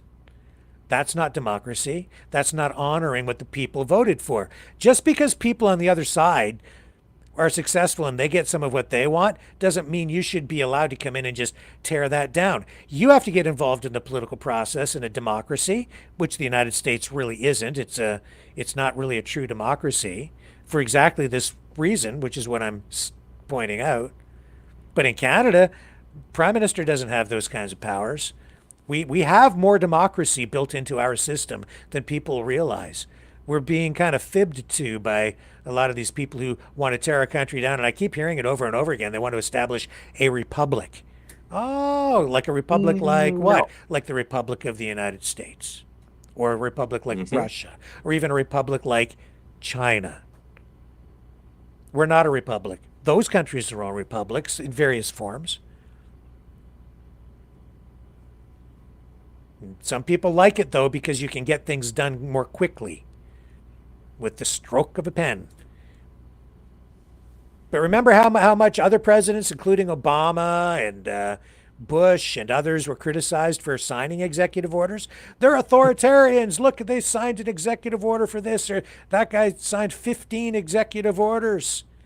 Or over the course of his presidency, 146. I think that's how many Biden signed. In one day, Trump signed 200. Yeah. One day. That's authoritarianism in my books. So that's an abuse of his executive power. I challenge anybody to tell me what it was that he signed into existence through his executive orders. 200 of them, people don't even know what he signed. You can't keep up. He was putting it on Truth Social, every one that he signed. And he had a whole list of it. Yeah, not all 200, though. I was following some of that, but I never saw like 200 listed. Okay. You know, that's a lot of executive orders. That's more in one day than I believe Biden signed in the entire 4 years he was in office. And I was no Biden fan either. You know what I think? This is basically elitocracy. It's a new form of politics. There you go. Yeah, elitocracy. Who's back on the line with us now? Is it John from New Mexico again? No, it's Rimby John from Western Alberta. I muted you, man. I booted you off. I love you guys. I love you. Love you. Don't hate Alberta. Can we be a little nicer to Dragon? I love Dragon. I love Montreal. I love Quebec. Absolutely. Dragon, you know I love you, bro. Can you do me a favor and love Canada a little Maverick, bit tonight? I'm sorry. You know what? If I would be next to John, I would give you one of those big Montreal hugs with so much love, my friend. And you know that. It's coming from my heart. I'm not joking. Listen, guys, the clock is ticking. I'm glad you called back in, John. I do reckon. You know why I know Dragon would give me a big hug is that the Freedom Rally in Red Deer, there was a black bus came up from Montreal, Quebec, with a bunch of Quebecers, and we hugged and loved each other as freedom fighters. The big division, Rick, and Dragon, Isabel, the big division between Western Canada and Central Eastern Canada, it's a federal government. We all love each other. We do. We all want to live and love and prosper. We do. We do. Well, John, since I kicked you off the show earlier, I'm gonna give you the second last word here tonight. Well, no, I think let's go.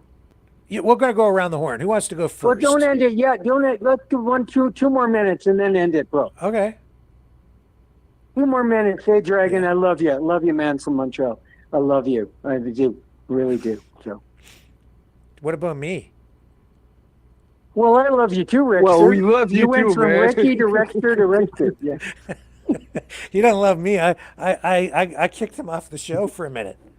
He did. He kicked me off. I didn't ban you. First Maverick News reporter kicked. Boop. No, I've been kicked off my own show in the past, so it's true. But anyway, all right, go around the horn. Let's get some final thoughts for tonight. Who's going first? Is it Dragon or me or Alberta or Isabel? Dragon gets to go last because I want Dragon to do his Donald Trump impression. Oh yeah, the French impression of Trump. That's right. Really good. I love it. So Isabel, go.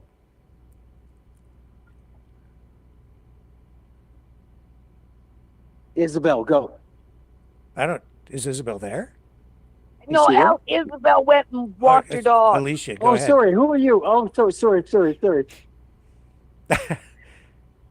Okay, the floor is yours, Alicia. Go ahead. John, did you say you were from Red Deer? Well, Rimbey, Alberta. Rimbey. Yeah. Oh, okay. The oil capital I thought of you said Alberta. Red Deer. Yeah, well, close. Because I was thinking about all the chuck wagon drivers that I know, and there's a couple of good ones from Red Deer. Yes, ma'am. Okay. Well, I love you. You're wonderful on the show. Call in again. You're a true Canadian, and you're wonderful. Oh, I'm a misplaced Albertan too. I have no. In Alberta. You are. You're just like me. You're a misplaced toy at Costco. You're a misplaced toy at Tiffany in New York. You're a misplaced toy. I love you. I'm in the misplaced toys section too at We're Tiffany. misfit toys at the thrift shop. Misfit. That's what we are. I'm a cowgirl, John. Mm-hmm. Oh, me too. I'm a cowboy, but I'm not trans. I know I'm a boy. I'm not a girl. Yeah, well, I'm a cowgirl. Well, when we and I buy a lot of John, Hereford cattle from I Remington out in Alberta. We need final thoughts, Alicia. A final thought for tonight. Final thought. I hope Trump straightens out and settles down and comes to his senses, because I just don't understand him. Like, I was for him too. Like, I got hats and everything. Yeah. I got the mug from when he was president in 2016. Like, I just don't understand what's going on with that man. Mm-hmm. And there's a good final thought. John, over to you. Well, gentlemen, ladies, worldwide, Maverick News family. Dragon, thank you so much. You're such a good trooper. You're a Maverick News guy. I wasn't hammering on you, my friend.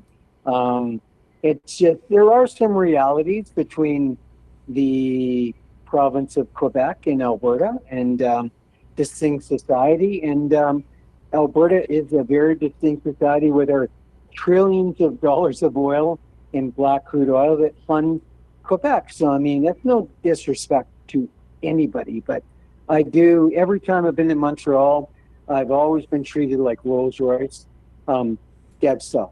And I love you, my friend. I admire you as my Maverick News co-reporter. And I gave you a big shout out, my friend, on New Year's Eve. I love your new look. It's wonderful. It really is. And no disrespect tonight to anybody. I really appreciate my friend, whoever that was, calling in from Texas, giving me a little bit of support. But we've got some different feelings in this country, and they're good and bad and different. And we can all agree the one thing is it's not an 800-pound orange orangutan gorilla at Mar-a-Lago. It's an 1,800-pound gorilla that's in there now, and we've got to deal with it. And whether you like my premier Daniel Smith or not, or Doug Ford, they've taken different strategy. I love both of them, but I am Canadian. I am from Alberta, but if the Stars and Stripes grew up here in Alberta, I wouldn't be opposed to it. Don't hate my guts. Don't hate my guts. Love you. Love you, Dragon. And I'll fly my oil jet to Montreal and bring you back to Banff. And you too, Richter. Dragon? Well, John, appreciate and all love to you, my friend. But I love you, Dragon. I'll fly my oil jet down there, even though it's discounted oil. I'll fly it for you, then Chatham, and then bring you back to Banff, Lake Louise. Because we love everybody. Love everybody. So I've been to Lake Louise. Louise, I want I'll pick you up too, my dear. But we want peace around the world.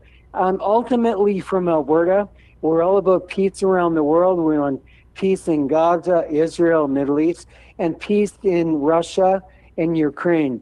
Maverick News family worldwide, we may disagree, boys and girls, and we do. Tonight was a wonderful historical example of that, but we all agree on peace, love, and family, and unity. I think we can agree upon that. Peace, love, and unity worldwide. I think you'd agree on that, eh, Rickster? No. Just don't take over my fucking country. Oh, yeah, I don't mind a partnership, but I want Canada. We're a sovereign nation, and people who keep saying it's a myth can piss off. And Donald Trump, hands off Canada, and stop trying to rig our politics and rig the takeover of my country. Hands off Canada. And with that, here's the big rig. See you guys tomorrow night, 7 p.m. Peace and love, you guys from Alberta. Peace and love, peace and love, peace and love. Love you guys. Dragon, on what? On the flip side. Thanks from Ontario.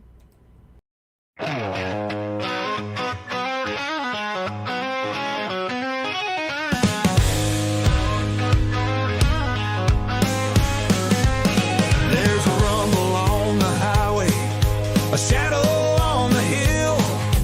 Donald's back in the saddle, and he's rolling in for the kill. Elon bought him Twitter, paid $1 million a vote. Said democracy's for sale, let's get this country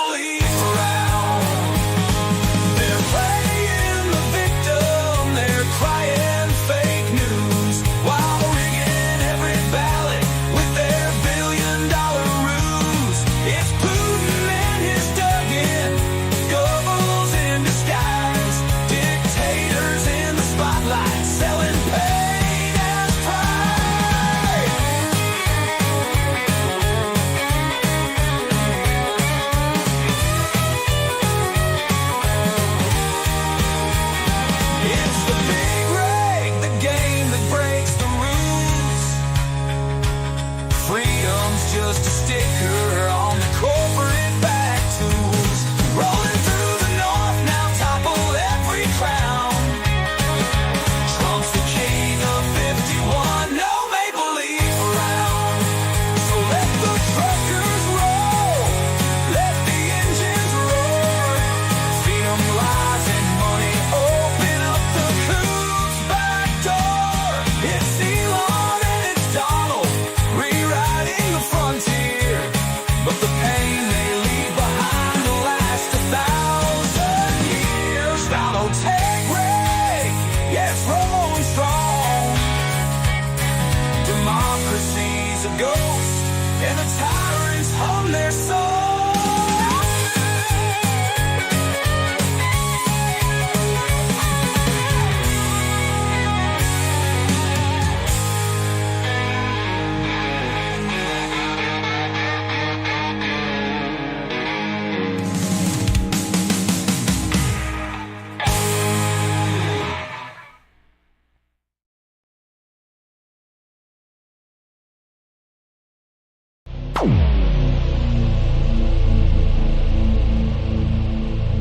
This has been a Maverick Multimedia production.